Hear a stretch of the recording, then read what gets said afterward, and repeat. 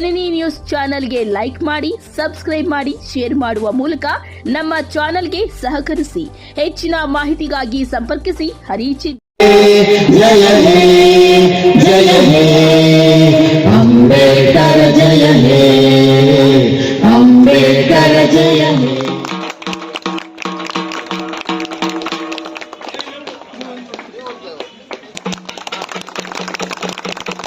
ಕೊಡೆಗೆ ದಿವ್ಯ ಭವ್ಯ ಸ್ವಾತಂತ್ರ್ಯ ಸೋದರರಿಗೆ ನಿಮ್ಮ ಕೊಡೆಗೆ ದಿವ್ಯ ಭವ್ಯ. ಒಂದೇ ತರದ ಶಿಕ್ಷೆ ಎಲ್ಲರಿಗೂ ಶ್ರೀರಕ್ಷೆ, ಒಂದೇ ತರದ ಶಿಕ್ಷೆ ಎಲ್ಲರಿಗೂ ಶ್ರೀರಕ್ಷೆ. ನೀಡಿದೆ ನಿನ್ನ ಅಸ್ಮಿತೆ, ಕರೆ ನೀಡಿದೆ ಕೊಡಮಾಡಿದೆ. ದಯವಿಟ್ಟು ಎಲ್ಲರೂ ಜೋರಾಗಿ ಚಪ್ಪಾಳೆ ತಟ್ಟಿ.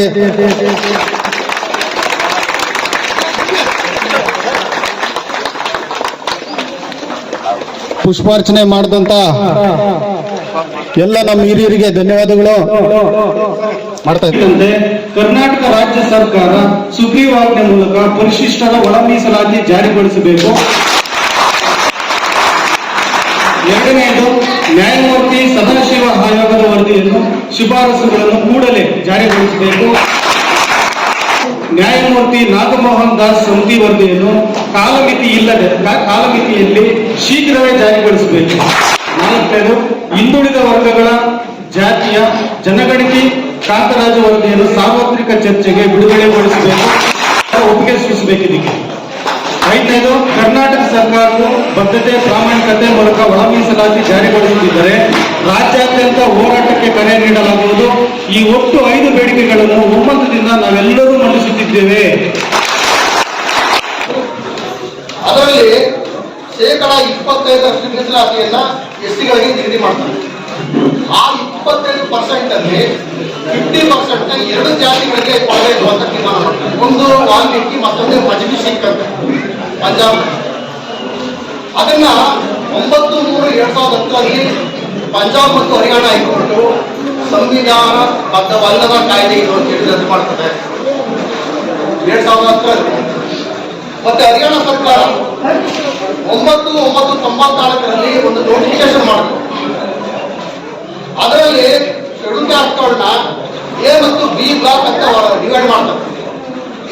ಅದನ್ನು ನಾವು ಭಾರತೀಯರಾಗಿ ಬೆಳಿಬೇಕು ಅಂತ ಬಾಬಾ ಸಾಹೇಬ್ ಅಂಬೇಡ್ಕರ್ ಅವರ ನಿರಂತರ 40 ವರ್ಷಗಳ ಹೋರಾಟದಲ್ಲಿ ಅವರು ಜಾತಿ ರಾಜಕಾರಣ ಮಾಡಿಲ್ಲ. ಮನುವಾದಿಗಳು ನಮ್ಮನ್ನ ಸಾವಿರಾರು ಜಾತಿಗಳಾಗಿ ಒಡೆದು ನಮ್ಮನ್ನ ಆಳಿದ್ರೆ ಬಾಬಾ ಸಾಹೇಬ್ ಅಂಬೇಡ್ಕರ್ ಅವರು ಈ ಎಲ್ಲಾ ಜಾತಿಗಳನ್ನ ಒಂದು ಕಡೆ ಸೇರಿಸಲಿಕ್ಕೆ ಪ್ರಯತ್ನ ಪಟ್ಟಿದ್ದಾರೆ. ಬಹುಶಃ ಬಾಬಾ ಸಾಹೇಬ್ ಅಂಬೇಡ್ಕರ್ ಅವರು ಹೋರಾಟ ಮಾಡಿ ಸಂವಿಧಾನವನ್ನ ರಚನೆ ಮಾಡಿರ್ಲಿಲ್ಲ ಅಂತ ಅಂದ್ರೆ ಕಾಂಶಿರಾಮ್ ಸಾಹೇಬರು ರಾಜಕಾರಣ ಮಾಡಕ್ ಆಗ್ತಿರ್ಲಿಲ್ಲ. ಯಾಕೆಂದ್ರೆ ನಮ್ಮ ಈ ಉದಾಹರಣೆಗೆ ಇಲ್ಲಿ ರೈಟ್ ಸಮುದಾಯವನ್ನ ವಲಯ ಅಂತ ಕರ್ನಾಟಕದಲ್ಲಿ ಕರೆದ್ರೆ ಮಹಾರಾಷ್ಟ್ರದಲ್ಲಿ ತಮಿಳುನಾಡಲ್ಲಿ ಪರ್ಯ, ಆಂಧ್ರದಲ್ಲಿ ಮಾಲ. ಸೊ ಶೆಡ್ಯೂಲ್ ಕಾಸ್ಟ್ ಅಂತ ನಮಗೆ ಒಂದು ಸ್ಟೇಟಸ್ ಕೊಡದೇ ಇದ್ದಿದ್ರೆ ನಾವು ರಾಷ್ಟ್ರ ಮಟ್ಟದಲ್ಲಿ ರಾಜಕಾರಣ ಚಳವಳಿ ಮಾಡ್ಲಿಕ್ಕೆ ಸಾಧ್ಯ ಆಗ್ತಿರ್ಲಿಲ್ಲ. ನಾವೇ ಜಗಳ ಆಡ್ಕೊಂಡು ಇನ್ನೂ ಮತ್ತು 6,000 ಜಾತಿಗಳು 12,000 ಲಕ್ಷಾಂತರ ಜಾತಿಗಳಾಗಿ ಹೊಡೆದೋಗ್ಬೇಕಾಗಿತ್ತು. ಆದ್ರೆ ಈ ಅವಕಾಶ ನಮಗೆ ಮಾತ್ರ ಇರೋದು. ನಾಗಸಿದ್ಧಾರ್ಥ ಸರ್ ಒಲೆ ಸರ್ ಹೇಳಿದಾಗೆ ಅಂಬೇಡ್ಕರ್ ವಾದಿಗಳಿಗೆ ಮಾತ್ರ ಬದ್ಧತೆ ಇರ್ತಕ್ಕಂಥದ್ದು ಈ ದೇಶದಲ್ಲಿ. ಒಕ್ಕಲಿಗರು ಮತ್ತು ಲಿಂಗಾಯತರು ಇಡೀ ದೇಶದಲ್ಲಿ ಇಲ್ಲ, ಆದ್ರೆ SC STಗಳು ಇಡೀ ದೇಶದಲ್ಲಿ ನಾವು ನೋಡ್ತೀವಿ. ಆ ನಿಟ್ಟಿನಲ್ಲಿ ನಮಗೆ ಮತ್ತೆ ಬಾಬಾ ಸಾಹೇಬ್ ಅಂಬೇಡ್ಕರ್ ಅವರು ಹೇಳಿದ್ರು ಒಂದು ಮಾತನ್ನ ಅವರ ಬರಹಗಳಲ್ಲಿ ಹೇಳಿದ್ದಾರೆ, ಈ ಪ್ರಪಂಚದಲ್ಲಿ ನನ್ನ ಹೆಗಲ ಮೇಲೆ ಇರ್ತಕ್ಕಂಥ ಜವಾಬ್ದಾರಿ ಬೇರೆ ಯಾವ ವ್ಯಕ್ತಿಗೂ ಇಲ್ಲ ಅಂತ ಕಾಣಿಸುತ್ತೆ ಅಂತ ಬಾಬಾ ಸಾಹೇಬರು ಹೇಳ್ಕೊಂಡಿದ್ದಾರೆ. ಆ ಮಾತನ್ನ ನಾವು ಬಹಳ ಸೂಕ್ಷ್ಮವಾಗಿ ಗಮನಿಸಿದ್ರೆ ನಾವು ಏನ್ ಮಾಡಬೇಕು. ಅದರಲ್ಲಿ ಅತ್ಯಂತ ಮುಖ್ಯವಾಗಿ ಜ್ಯೋತಿ ಬಾಪುಲೆ ಅವರನ್ನ ತಮ್ಮ ಗುರು ಅವರು ಅಂದ್ಕೊಳ್ತಾರೆ, ಸಾವಿತ್ರಮ್ಮನನ್ನ ತಮ್ಮ ತಾಯಿ ಅಂದ್ಕೊಳ್ತಾರೆ, ರಮಾಬಾಯಿ ಅವರು ಇರ್ತಾರೆ. ಹಂಗಾಗಿ ಹೆಣ್ಮಕ್ಳು ಅವರು 1935ರಿಂದ ಅವ್ರು ಮಾತಾಡಿರುವಂತ ಪ್ರತಿ ಮಾತುಗಳನ್ನು ಯಾರಾದ್ರೂ ಓದ್ತಾ ಹೋದ್ರೆ ಅವ್ರು ಹೆಣ್ಣು ಮಕ್ಕಳನ್ನು ಉದ್ದೇಶಿಸಿ ಮಾತಾಡಿರೋದು ಗಂಡು ಮಕ್ಕಳಿಗೆ. ನೀವು ಬೆಳಗಿದ್ರೆ ಮಾತ್ರ ನಮ್ಮ ಸಮುದಾಯದ ಒಳಗೆ ಕಟ್ಟಕ್ಕೆ ಸಾಧ್ಯ ಆಗುತ್ತೆ. ಒಂದು ಸುಂದರವಾದ ಸಮಾಜ ಕಟ್ಟಕ್ಕಾಗತ್ತೆ. ಹೆಣ್ಣು ಮಕ್ಕಳು ಇಲ್ಲದೆ ಇದ್ರೆ ಮಾಡಕ್ಕಾಗೋದಿಲ್ಲ. ಅದನ್ನ ನೀವು ನಿಜಕ್ಕೂ ಮಾಡ್ಬೇಕಾಗ್ತದೆ ಅನ್ನೋದನ್ನ ಅತ್ಯಂತ ಸ್ಪಷ್ಟವಾದ ಮಾತುಗಳು ಹೇಳ್ತಾರೆ. ಅದರಲ್ಲಿ ಒಂದೇನಪ್ಪ ಅಂತಂದ್ರೆ, ಇಡೀ ಭಾರತೀಯ ಹೆಣ್ಮಕ್ಳು ನೆನ್ಪಿಟ್ಕೋಬೇಕಾಗಿರೋದು ಏನಂತಂದ್ರೆ, ಎಲ್ಲಿಯವರೆಗೂ ದೇವಸ್ಥಾನಗಳ ಮುಂದೆ ಹೆಣ್ಮಕ್ಳು ಕ್ಯೂ ನಿಂತಿರ್ತಾರೋ ಅದು ಅಧಪತನ ಒಂದು ಆಗುತ್ತೆ. ಅವರು ಲೈಬ್ರರಿಗಳ ಮುಂದೆ ಕ್ಯೂ ನಿಂತಾಗ ಈ ದೇಶ ಪ್ರಬುದ್ಧ ಭಾರತ. ಎಲ್ಲರೂ ಹೇಳ್ತಾರೆ ಬಾಬಾ ಸಾಹೇಬರು 1947-48 ಸಂವಿಧಾನ ಸಭೆಗೆ ಇದಾದ್ಮೇಲೆ ಅವರು ಸಂವಿಧಾನ ರಚನೆ ಮಾಡಿದ್ರು ಅಂತ. ಅದು ಅನ್ಟ್ರೂ. ಅವರು ತಮ್ಮ ಸಂವಿಧಾನವನ್ನ ಯಾವಾಗ ಅವರ ಕೈ ಒಂದು ಚಿಕ್ಕ ಪುಸ್ತಕ ಬುಕ್ಕಂದು ಬಂತು, SLC ಮ್ಯಾಟ್ರಿಕ್ಯುಲೇಷನ್ ಪಾಸ್ ಆದಾಗ ಆ ಅಭಿನಂದನಾ ಸಮಾರಂಭದಲ್ಲಿ ಕೆಲಸಗಾರ ಅವರು ಕೊಟ್ಟಂತಹ ಪುಸ್ತಕ ಇತ್ತಲ್ಲ, ಆವಾಗಿಂದಾನೇ ಅವ್ರಿಗೆ ಭಾರತೀಯ ಸಂವಿಧಾನ ಹೇಗೆ ರಚನೆ ಮಾಡ್ಬೇಕು ಅನ್ನೋದು ಬೀಜ ಬಿದ್ದಿದೆ. ಅದನ್ನ ಅವ್ರ ಬರಹಗಳನ್ನ ಹೆಜ್ಜೆಗಳನ್ನ ಓದ್ತಾ ಹೋದ್ರೆ ಅವರು ಸಂವಿಧಾನ ಬರೆಯೋದಕ್ಕೇನೆ, ಒಂದು ಬಿಡುಗಡೆಯ ಸಿದ್ಧಾಂತನ ಬರೆಯೋದಕ್ಕೇನೆ ತಮ್ಮ ಇಡೀ ಅಧ್ಯಯನವನ್ನು ಮೀಸಲಿಟ್ಟಿರೋದನ್ನು ನಾವು ಅರ್ಥ ಮಾಡ್ಬೇಕು. ಆ ಕಾರಣಕ್ಕಾಗಿ ಇದರ ಫಾಲ್ಸಿಫಿಕೇಶನ್ ಏನೇನೋ ಹೇಳ್ಬಿಡೋದು.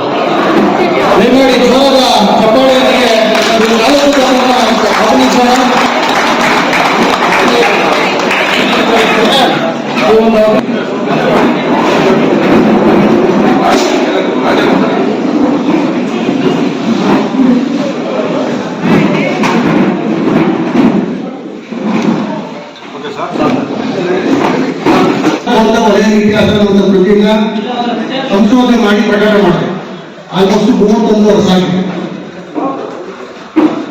ಮತ್ತೆ ಚಕ್ರಿಯನ್ಗಳು, ತಮಿಳುನಾಡು ಚಕ್ರಿಯನ್ ಅಥವಾ ಮಾದಿಗ ಸಮಾಜದವರು ಅದೇ ರೀತಿ ಅಸ್ಪೃಶ್ಯತೆಯನ್ನು ಬ್ರಾಹ್ಮಣ ಸಮಾಜದಲ್ಲಿ ಆಚರಣೆ ಮಾಡ್ತಾರೆ. ಇದು ಇತಿಹಾಸ. ಇಂಥ ಪರಿಷ್ಠ ಜಾತಿಗಳನ್ನ ಮೊಟ್ಟ ಮೊದಲ ಬಾರಿಗೆ 1936ರಲ್ಲಿ ಭಾರತ ಸರ್ಕಾರದ ಪ್ರತಿನಿಧಿಗಳ ಆದೇಶ 34/1936 ಪ್ರಕಾರ ಬ್ರಿಟಿಷ್ ಸರ್ಕಾರ 429 ಜಾತಿಗಳನ್ನ ಗುರುತಿಸಿತು ಭಾರತಾದ್ಯಂತ. ಅದರಲ್ಲಿ ಮದ್ರಾಸ್ನಲ್ಲಿ 86, ಬಾಂಬೆನಲ್ಲಿ 38, ಬಂಗಾಳದಲ್ಲಿ 76, ಯುಪಿನಲ್ಲಿ 61, ಪಂಜಾಬ್ನಲ್ಲಿ 27, ಬಿಹಾರದ 29, ಸೆಂಟ್ರಲ್ ಪ್ರಾವಿನ್ಸಸ್ನ 39, ಅಸ್ಸಾಂನ 20 ಮತ್ತೆ ಒರಿಸ್ಸಾದ 53 ಜಾತಿಗಳು ಸೇರಿವೆ. ಇವತ್ತು 36 ಇಸ್ವಿನಲ್ಲಿ ಕೊಟ್ಟಿರುವಂತಹ ದಾಖಲೆ. ಮತ್ತೆ 50 ಇಸ್ವಿನಲ್ಲಿ 1950 ಆಗಸ್ಟ್ 1ನೇ ತಾರೀಕು ಅಸ್ಸಾಂನಲ್ಲಿ 15, ಬಿಹಾರದ 21, ಬಾಂಬೆಯ 36, ಮಧ್ಯಪ್ರದೇಶದ 25, ಮದ್ರಾಸ್ 77, ಒರಿಸ್ಸಾದ 92, ಪಂಜಾಬ್. ಯಾವುದೇ ವ್ಯಕ್ತಿ ಯಾವುದೇ ಸಂಘ ಅಧ್ಯಕ್ಷರಾಗೋದು, ಒಂದು ಲೀಡರ್ ಆಗಕ್ಕಾಗಲ್ಲ. MLA ಆಗ್ಬೋದು, MP ಆಗ್ಬೋದು, ಅವ್ನು ಲೀಡರ್ ಆಗಲ್ಲ. ನಮಗೆ ಅಧ್ಯಕ್ಷ ಬೇಕಾಗಿಲ್ಲ, MP MLA ಬೇಕಾಗಿಲ್ಲ, ಲೀಡರ್ ಬೇಕಾಗಿಲ್ಲ. ಲೀಡರ್ ಅಂದ್ರೆ ಯಾರು? ದ್ರೋಹ ಮಾಡ್ತಕ್ಕಂಥ ನಾಯಕ ಅಲ್ಲ, ಇವನ್ನ ಕರ್ಕೊಂಡು ಹೋಗಿ ಬಾರಿ ತರ್ತಕ್ಕಂಥ ನಾಯಕ ಅಲ್ಲ. ತನ್ನ ಜೀವನದುದ್ದಕ್ಕೂ ಬದ್ಧತೆ ಮತ್ತು ಪ್ರಾಮಾಣಿಕತೆಯಿಂದ ಸಿದ್ಧಾಂತಕ್ಕೋಸ್ಕರ ಬದುಕಬೇಕು, ತನಗೋಸ್ಕರ ಅಲ್ಲ. ಸಿದ್ಧಾಂತಕ್ಕೋಸ್ಕರ ಬದುಕ್ತಾರಲ್ಲ ಅಂತ ನಾಯಕರು ನಮಗೆ ಬೇಕು. ನೀವು ಕೂಡ ಅವ್ರನ್ನ ಪತ್ತೆ ಮಾಡಿ ಗುರುತಿಸುವಂತ ಮತ್ತೆ ನಿರಂತರವಾಗಿ ಅವನ್ನ ಅಬ್ಸರ್ವ್ ಮಾಡ್ತಿರ್ಬೋದು. ಮೂಲಾಗಬಾರ್ದು. ಯಾವ್ದೋ ಸಂದರ್ಭದಲ್ಲಿ ಕೈ ಕೊಟ್ಟಾಗ ಸರಿಯಾಗಿ ಕೈ ಕೊಟ್ಟಾಗ ತಂದ್ಕೊಳ್ಳೋದು ಬೇಡ. 24 ಗಂಟೆ ಆದಾಗ ನೀವು ICUನಲ್ಲಿ ಇಟ್ಟು ನೋಡ್ಕೋಬೇಕು. ಇದ್ರೆ ಆ ನೀರು ನೀವು ಕೈ ಕೊಡೋ ಚಾನ್ಸಸ್ ಇಲ್ಲ. ಇದು ನಿಮ್ಮ ಜವಾಬ್ದಾರಿ ಆಗುತ್ತೆ. ಬಾಬಾ ಸಾಹೇಬರು ಇಂಡಿಪೆಂಡೆಂಟ್ ನಾಯಕತ್ವದ, ಸ್ವತಂತ್ರ ನಾಯಕತ್ವದ ಆದರ್ಶ. ಅದ ನಂತರ ಆ ಸ್ವತಂತ್ರ ನಾಯಕತ್ವ ಕೊಟ್ಟಂತ ಮತ್ತೊಬ್ಬ ವ್ಯಕ್ತಿ ಕಾಂಚನಮ್ಮ. ಹಾಗಾಗಿ ನಾವು ಸ್ವತಂತ್ರ ನಾಯಕತ್ವವನ್ನ ಬೆಳೆಸೋ ಕೆಲಸವನ್ನ ಮಾಡಬೇಕು. ನಾವು ವೈಯಕ್ತಿಕವಾಗಿ ನನಗೆ ಬಹಿರಂಗ ಭಾಷಣದಲ್ಲಿ ಆಸಕ್ತಿ ಇಲ್ಲ. 40 ಜನ 50 ಜನ ಒಂದ್ ಕಡೆ ಕೂತ್ಕೋಬೇಕು, ಅವ್ರಿಗೆ ತರಬೇತಿ ಕೊಡಬೇಕು, ಇಡೀ ದಿನ ಮತ್ತೆ ಕಾಲ ಕಳಿಬೇಕು, ಎಲ್ಲ ವಿಚಾರಗಳನ್ನ ಹಂಚ್ಕೊಳ್ಳೋಕೆ ಪ್ರಯತ್ನವನ್ನ ಮಾಡಬೇಕು. ಆ ಮೂಲಕ ಅಲ್ಲೊಬ್ಬ ಅಂಬೇಡ್ಕರ್ವಾದಿ ಹುಟ್ಟಬೇಕು. ನನಗೆ ಜೀಸಸ್ ಒಂದು ಮಾತಾಡ್ತಾರೆ, ಬೈಬಲ್ ನಲ್ಲಿ ಒಂದು ಮಾತಿದೆ, ಬಿತ್ತುವರ ಸಾಮ್ಯ ಅಂತ ಕರೀತಾರೆ. ರೈತ ಒಬ್ಬ ಕಾಳುಗಳನ್ನ ಬಿತ್ತನೆ ಮಾಡಿದಾಗ ಕೆಲವು ಕಾಳುಗಳು ಮರಳ ಮೇಲೆ ಬೀಳ್ತದೆ. ಆ ಮರಳ ಮೇಲೆ ಬಿದ್ದಂತ ಕಾಳನ್ನ ಹಕ್ಕಿಗಳು ಎತ್ಕೊಂಡು ಹೋಗ್ತಾರೆ. ಕಲ್ ಮೇಲೆ ಬೀಳ್ತವೆ, ಅದು ಕೂಡ ಒಣಗೋಗ್ತದೆ. ಇನ್ನು ಕೆಲವು ಕಾಳುಗಳು ಮುಳ್ಳು ಮೇಲೆ ಬೀಳ್ತದೆ, ಅದು ಸ್ವಲ್ಪ ಚಿಗುರು ಹೊಡೆದು ಸದಾಗ್ತವೆ. ಕೆಲವು ಬೀಜಗಳು ಮಾತ್ರ ಫಲವತ್ತಾದ ಭೂಮಿ ಮೇಲೆ ಬಿದ್ದು ಫಲ ಕೊಡುತ್ತೆ ಅನ್ನುವಂತ ಮಾತನ್ನು ಭಾವಿಸ್ತಿದ್ದಾರೆ ಜೀಸಸ್ ಹೇಳ್ತಾರೆ. ಹೋರಾಟದ ಫಲವಾಗಿ ಮತ್ತು ಸ್ವಾತಂತ್ರ್ಯ ಬಾಬಾ ಸಾಹೇಬ್ ಅಂಬೇಡ್ಕರ್ ಅವರ ನಂತರ ರಾಷ್ಟ್ರ ಮಟ್ಟದಲ್ಲಿ ಕಾಂಶೀರಾಮ್ ಸಾಹೇಬರು ಚಳುವಳಿಯನ್ನ ನಡೆಸಿದ್ರಿಂದಾಗಿ ಅಲ್ಲಿ ಮೀಸಲಾತಿ, ಅದರಲ್ಲೂ ನಿರಂತರವಾಗಿ ಸ್ವಾತಂತ್ರ್ಯಕ್ಕೂ ಮೊದಲು, ಬಾಬಾ ಸಾಹೇಬ್ ಅಂಬೇಡ್ಕರ್ ಅವರಿಗೂ ಮೊದಲು ಛತ್ರಪತಿ ಶಾಹು ಮಹಾರಾಜರು ಮಹಾರಾಷ್ಟ್ರದ ಕೊಲ್ಲಾಪುರದಲ್ಲಿ 50% ಮೀಸಲಾತಿಯನ್ನ ಕೊಟ್ಟಿದ್ರು. ಮೈಸೂರು ಸಂಸ್ಥಾನದಲ್ಲಿ 1921ರಲ್ಲಿ ಕೃಷ್ಣರಾಜ ಒಡೆಯರು 75% ಮೀಸಲಾತಿಯನ್ನ ಕೊಟ್ಟಿದ್ರು ಅಂತ ಸುಮಾರು 15 ವರ್ಷಗಳ ಕಾಲ ಉತ್ತರ ಭಾರತದಲ್ಲಿ, ಉತ್ತರ ಪ್ರದೇಶದಲ್ಲಿ ಕಾಂಶೀರಾಮ್ ಸಾಹೇಬರು ಜಾಗೃತಿಯನ್ನ ಮೂಡಿಸಿ ದಕ್ಷಿಣ ಭಾರತಕ್ಕೆ ಬಂದು ಜಾಗೃತಿಯನ್ನ ಮೂಡಿಸಿದಾಗ ಮೀಸಲಾತಿ ಬಗ್ಗೆ ನಕಾರಾತ್ಮಕವಾಗಿ ಆಲೋಚನೆ ಮಾಡಂತ ಮನಸ್ಸುಗಳು ಸಕಾರಾತ್ಮಕವಾಗಿ ಆಲೋಚನೆ ಮಾಡೋದಕ್ಕೆ ಪ್ರಾರಂಭ ಆಗಿದೆ. SC/ST ಗಳು ಮಾತ್ರ ಮೀಸಲಾತಿ ಅನ್ನೋ ಕಲ್ಪನೆ ಇತ್ತು, ಆದ್ರೆ OBC-ಗಳು ಸಹ ಶೂದ್ರರಿಗೂ ಮೀಸಲಾತಿ ಇದೆ ಅನ್ನೋದು ಅರ್ಥ ಆಗಿದ್ದು ಇತ್ತೀಚಿನ ದಿನಗಳಲ್ಲಿ, ಸುಮಾರು 20 ವರ್ಷಗಳ ಹಿಂದೆ. ಅದಕ್ಕೂ ಮೊದಲು SC/ST ಗಳು, ಅದರಲ್ಲೂ ಒಲೆ ಮಾದಕರಿಗೆ ಮಾತ್ರ ರಿಸರ್ವೇಶನ್ ಇದೆ, ಬೇರೆಯವರಿಗೆ ರಿಸರ್ವೇಶನ್ ಇಲ್ಲ ಅಂತ ಅನ್ಕೊಂಡಿದ್ವಿ. ಈಗ ಈ ವಿಚಾರಕ್ಕೆ ಸಂಬಂಧಪಟ್ಟ ಹಾಗೆ ಬಹುಶಃ ಒಳ ಮೀಸಲಾತಿ, ನಾಗ ಸಿದ್ಧಾರ್ಥ ವಲಿಯರ್ ಸರ್ ಹೇಳಿದಾಗೆ ಒಳ ಮೀಸಲಾತಿ ಬಹಳಷ್ಟು ಜನರಿಗೆ ಇದು ಸಂಪೂರ್ಣವಾಗಿ ನಮ್ಮ ರಾಜ್ಯದ ಎಲ್ಲಾ ಜನರಿಗೂ ಅರ್ಥ ಆಗಿಲ್ಲ. ಹೋರಾಟಗಾರರು ಮತ್ತು ನೌಕರಸ್ಥ ಬಂಧುಗಳಿಗೆ ಮಾತ್ರ ಅರ್ಥ ಆಗಿದೆ. ಮೀಸಲಾತಿ ಅಂದ್ರೆ ಏನು ಅಂತ ಅರ್ಥ ಮಾಡ್ಕೊಂಡ್ಬಿಟ್ಟಿದ್ರೆ ಒಳ ಮೀಸಲಾತಿ ಅಂದ್ರೆ ಏನು ಅಂತ ಅರ್ಥ ಆಗ್ತಾ ಇತ್ತು. ಈಗ ನಮಗೆ ಸಾವಿರಾರು ವರ್ಷಗಳಿಂದ ಮುನ್ನೆಲೆಗೆ ಅಂದ್ರೆ ಮುಖ್ಯ ವಾಹಿನಿಗೆ ನಮ್ಮನ್ನ ತಂದಿರ್ಲಿಲ್ಲ ಮೇಲ್ವರ್ಗದವರು, ಅದಕ್ಕೆ ತರಬೇಕು ಅಂತ ಹೇಳಿ ಮೀಸಲಾತಿಯನ್ನ ಕೊಟ್ಟಿದ್ರು. ಹೌದು, ಮುಖ್ಯ ವಾಹಿನಿಗೆ ಬರ್ಲಿಕ್ಕೆ ಮೀಸಲಾತಿ ಅವಶ್ಯಕ ಅನ್ನೋದಾದ್ರೆ ಒಳ ಮೀಸಲಾತಿಯೂ ಅವಶ್ಯಕ. ಮೀಸಲಾತಿ ಸಂವಿಧಾನಾತ್ಮಕವಾಗಿ ಇದೆ ಅಂತಂದ್ರೆ ಒಳ ಮೀಸಲಾತಿಯೂ ಸಂವಿಧಾನಾತ್ಮಕವಾಗಿ ಇದೆ ಅಂತ. ನಮ್ಮ ಕರ್ನಾಟಕ ರಾಜ್ಯಕ್ಕೆ ಸಂಬಂಧಪಟ್ಟ ಹಾಗೆ ಒಳ ಮೀಸಲಾತಿ ವಿಚಾರ ಯಾವಾಗ ಪ್ರಾರಂಭ ಆಯ್ತು ಅಂತಂದ್ರೆ ಒಂದು 3 ನಿಮಿಷಗಳಲ್ಲಿ ಹೇಳ್ತೀನಿ, ಕೇಳಿಸ್ಕೊಳ್ಳಿ. ಇದು ನೀವು ಕೇಳಿಸ್ಕೊಂಡಿಲ್ಲ ಅಂತಂದ್ರೆ, ಅರ್ಥ ಮಾಡ್ಕೊಂಡಿಲ್ಲ ಅಂದ್ರೆ ಈ ಸಬ್ಜೆಕ್ಟ್ ಇನ್ನೂ ಹೆಚ್ಚು ನಮಗೆ ಕನ್ಫ್ಯೂಸ್ ಆಗ್ಬಿಡುತ್ತೆ. 2005ರಲ್ಲಿ ಧರ್ಮಸಿಂಗ್ ಅವರು ಚೀಫ್ ಮಿನಿಸ್ಟರ್ ಆಗಿದ್ದಾಗ AJ ಸದಾಶಿವ ಅವರ ನೇತೃತ್ವದಲ್ಲಿ ಒಂದು ಆಯೋಗವನ್ನ ರಚನೆ ಮಾಡ್ತಾರೆ. ಆಗ ರಚನೆ ಮಾಡಿ ಜೂನ್ 4ನೇ ತಾರೀಕು 2012ರಲ್ಲಿ ವರದಿಯನ್ನ, ಅಂದ್ರೆ 7 ವರ್ಷಗಳ ನಂತರ ವರದಿಯನ್ನ ಒಪ್ಪಿಸ್ತಾರೆ. 7 ವರ್ಷಗಳ ನಂತರ ಒಪ್ಪಿಸಿದಾಗ ಸುಮಾರು 12 ಕೋಟಿ ಖರ್ಚು ಮಾಡಿ 20 ಲಕ್ಷ ಜನರನ್ನ ಸಮೀಕ್ಷೆ ಮಾಡಿ ಒಂದು ವರದಿಯನ್ನ ಒಪ್ಪಿಸ್ತಾರೆ. ಆ ವರದಿಯನ್ನ ಒಪ್ಪಿಸೋದಕ್ಕೆ ಮೊದಲು ನಮ್ಮ ಕರ್ನಾಟಕ ರಾಜ್ಯದಲ್ಲಿ ಯಾರ್ಯಾರಿಗೆ ಎಷ್ಟು ಮೀಸಲಾತಿ ಇದೆ ಅನ್ನೋದನ್ನು ನಾನು ನಿಮ್ಗೆ ಹೇಳ್ಬಿಡ್ತೀನಿ. ಈಗ ಒಂದು ನಾಗಲಾನ್ ದಾಸ್ ಸರ್ ಅವರ ಆಯೋಗದಲ್ಲಿ, ಅವರ ನೇತೃತ್ವದಲ್ಲಿ ಒಂದು ಸಮಿತಿಯನ್ನ ರಚನೆ ಮಾಡಿದ್ರು. ಆ ಸಮಿತಿ ರಿಪೋರ್ಟ್ ಅನ್ನ ಕೊಟ್ಟಾಗ ಅದರ ಆಧಾರದ ಮೇಲೆ SC/STಗಳ ಮೀಸಲಾತಿಯ ಪ್ರಮಾಣವನ್ನು ಹೆಚ್ಚಿಗೆ ಮಾಡಲಾಗಿದೆ. 15% ಇದ್ದಿದ್ದು SC-ಗಳಿಗೆ ಈಗ 17% ಆಗಿದೆ. ಹಾಗೇನೆ ನಮಗೆ 3% ಅಂದ್ರೆ SC-ಗಳಿಗೆ 3% ಇರ್ತಕ್ಕಂಥದ್ದು ಈಗ 7% ಆಗಿದೆ. ಮೊದಲೇ OBC-ಗಳಿಗೆ 32% ಇತ್ತು, ಅದು 30% ಹಾಗೇ ಇದೆ. ಆ ರೀತಿ ನೋಡೋದಾದ್ರೆ ಒಟ್ಟು SC/ST-ಗಳಿಗೆ 18, 7, 25% ಕರ್ನಾಟಕದಲ್ಲಿ, OBC-ಗಳಿಗೆ 32%, ಟೋಟಲ್ 57% ಮೀಸಲಾತಿ ಇದೆ. ನಾವೆಲ್ಲರೂ ಆಲೋಚನೆ ಮಾಡಬೇಕಾದಂತ ವಿಚಾರ ಏನು ಅಂತಂದ್ರೆ, ನಾವೆಲ್ಲರೂ ರಿಸರ್ವೇಶನ್ ಗಳಿಗೆ ಬರ್ತೀವಿ. ಆಮೇಲೆ 18% ಅಲ್ಲಿ ನಮಗೆ ನಾಗಸಿದ್ಧಾರ್ಥ ಸರ್ ಅವರು ಹೇಳಿದಂತ ಮಾಹಿತಿ ಪ್ರಕಾರ ನಮ್ಗೆ ಕೊಟ್ಟಿರೋದೇ 10% ಕರ್ನಾಟಕದಲ್ಲಿ. ಉಳಿದಿದ್ದು ಬ್ಯಾಕ್ಲಾಗ್, ಇನ್ನೂ ತುಂಬಿಲ್ಲ. 57% SC/ST OBC-ಗಳು ತಗೊಂಡಿದ್ದೀವಿ. ಇನ್ನು ಉಳಿದ ಮೀಸಲಾತಿಯನ್ನ ಯಾರು ತಗೊಳ್ತಾ ಇದ್ದಾರೆ ಅದನ್ನ ಆಲೋಚನೆ ಮಾಡಬೇಕು.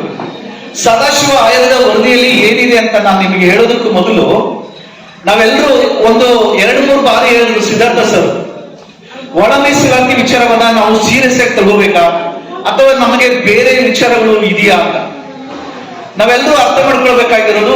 ಈಗ ಕೇವಲ ಉದ್ಯೋಗದಲ್ಲಿ 1% ಮಾತ್ರ, ಅಂದ್ರೆ ಪಬ್ಲಿಕ್ ಸೆಕ್ಟರ್ ಅಲ್ಲಿ 1% ಮಾತ್ರ ಉದ್ಯೋಗ ಇದೆ. 99% ಖಾಸಗೀಕರಣ ಆಗಿದೆ. ಆ 1% ಅಲ್ಲಿ ಗವರ್ಮೆಂಟ್ ಕೆಲಸದಲ್ಲಿ ನಾವು 2%ಗೋಸ್ಕರ ಹೋರಾಟ ಮಾಡ್ತಾ ಇದೀವಿ. ಬ್ಯಾಕ್ವರ್ಡ್ ಕ್ಲಾಸ್ ಕಮಿಷನ್ ಪ್ರಕಾರ ಹನುಮಂತಪ್ಪ ಅಂತ ಅವರು ಏನ್ ಹೇಳ್ತಾರೆ ಅಂತಂದ್ರೆ 16%, 49.5% ಅಲ್ಲಿ ಕೇವಲ 16% ಮಾತ್ರ ಮೀಸಲಾತಿ ಜಾರಿಯಾಗಿದೆ. 32.5% ಬ್ಯಾಕ್ಲಾಗ್ ಆಗಿದೆ. ಆಮೇಲೆ ನಾನು ಇಲ್ಲಿ ಏನ್ ಹೇಳೋದಕ್ಕೆ ಪ್ರಯತ್ನ ಮಾಡ್ತಾ ಇದ್ದೀನಿ ಅಂತಂದ್ರೆ, ಖಾಸಗೀಕರಣದಲ್ಲಿ 99% ಕೆಲಸ ಇದೆ, ಗವರ್ಮೆಂಟ್ ಅಲ್ಲಿ ಕೆಲಸ ಇಲ್ಲ. ಗವರ್ಮೆಂಟ್ ಅಲ್ಲಿ ರಿಸರ್ವೇಶನ್ ಮೀಸಲಾತಿ ಇದೆ, ಆದ್ರೆ ಖಾಸಗೀಕರಣದಲ್ಲಿ ಮೀಸಲಾತಿ ಇಲ್ಲ. ಹೆಚ್ಚು ಹೆಣ್ಮಕ್ಳು ಇರೋದ್ರಿಂದ ನಾನು ಇನ್ನೂ ಸುಲಭವಾಗಿ ಅದನ್ನ ಹೇಳಕ್ಕೆ ಏನ್ ಇಷ್ಟಪಡ್ತೀನಿ ಅಂದ್ರೆ, ನಾವು ನೀರಿರೋ ಬಾವಿಯಲ್ಲಿ ನೀರು ಸೇರ್ತೀವಿ, ನೀರು ಇಲ್ಲದೆ ಇರ್ತಕ್ಕಂಥ ಬಾವಿಯಲ್ಲಿ ನೀರು ಸೇರಕ್ಕಾಗತ್ತಾ? ಮೀಸಲಾತಿ ಖಾಸಗೀಕರಣದಲ್ಲಿದೆ, ಯಾವುದು ಕೆಲಸ ಇರೋದು ಖಾಸಗಿಯಲ್ಲಿ, ಆದ್ರೆ ಅಲ್ಲಿ ಮೀಸಲಾತಿ ಇಲ್ಲ. ಗವರ್ಮೆಂಟ್ ಅಲ್ಲಿ ಮೀಸಲಾತಿ ಇದೆ, ಕೆಲಸ ಇಲ್ಲ. ಆದ್ರಿಂದ ನಾವು ಖಾಸಗೀಕರಣದಲ್ಲೂ ಮೀಸಲಾತಿಯನ್ನ ಡಿಮಾಂಡ್ ಮಾಡಬೇಕು ಅಂತ ಹೇಳಿ ಬಹಳಷ್ಟು ವರ್ಷಗಳಿಂದ ನಾವು ಹೋರಾಟವನ್ನ ಮಾಡ್ತಾ ಬರ್ತಾ ಇದ್ವಿ. ಈಗ ಸದಾಶಿವ ಆಯೋಗದ ವರದಿಯಲ್ಲಿ ಇಲ್ಲಿ ದುಂಪೆ ನಾಯಕತ್ವ ಇದೆ ಅಂತ ಹೇಳ್ತಾ ಇದ್ದಾರೆ. ಏನ್ ದುಂಪೆ? ನೂರಾರು ಸಾವಿರಾರು ಹುಲ್ಲಿನ ದಳಗಳಿಗೆ ಹೋಗ್ಬೇಕಾದ್ರೆ ನೀರನ್ನು ತಾನು ಹೀರ್ಕೊಂಡು ತಾನೇ ದುಂಪಿಯಾಗಿ ಬೆಳೆಯೋದು, ನೀರಿಂದ ಮಾಡೋದು ಅಂತ. ಆಮೇಲೆ ನೀವು ಮುಖ್ಯವಾದಂತ ಲ್ಯಾಂಗ್ವೇಜ್ ಬಗ್ಗೆ, ದಲಿತ ಲ್ಯಾಂಗ್ವೇಜ್, ಆಡಳಿತಾತ್ಮಕ ಭಾಷೆ, ಕಾನೂನು ಭಾಷೆ ಬಗ್ಗೆ ಮಾತಾಡಿದ್ರು. ಬಹಳ ಮುಖ್ಯವಾದ ಮಾತುಗಳು ಸಿದ್ಧಾರ್ಥ ಅವರು ಗಮನ ಇಟ್ಟು ಕೇಳಬೇಕಾಗುತ್ತೆ.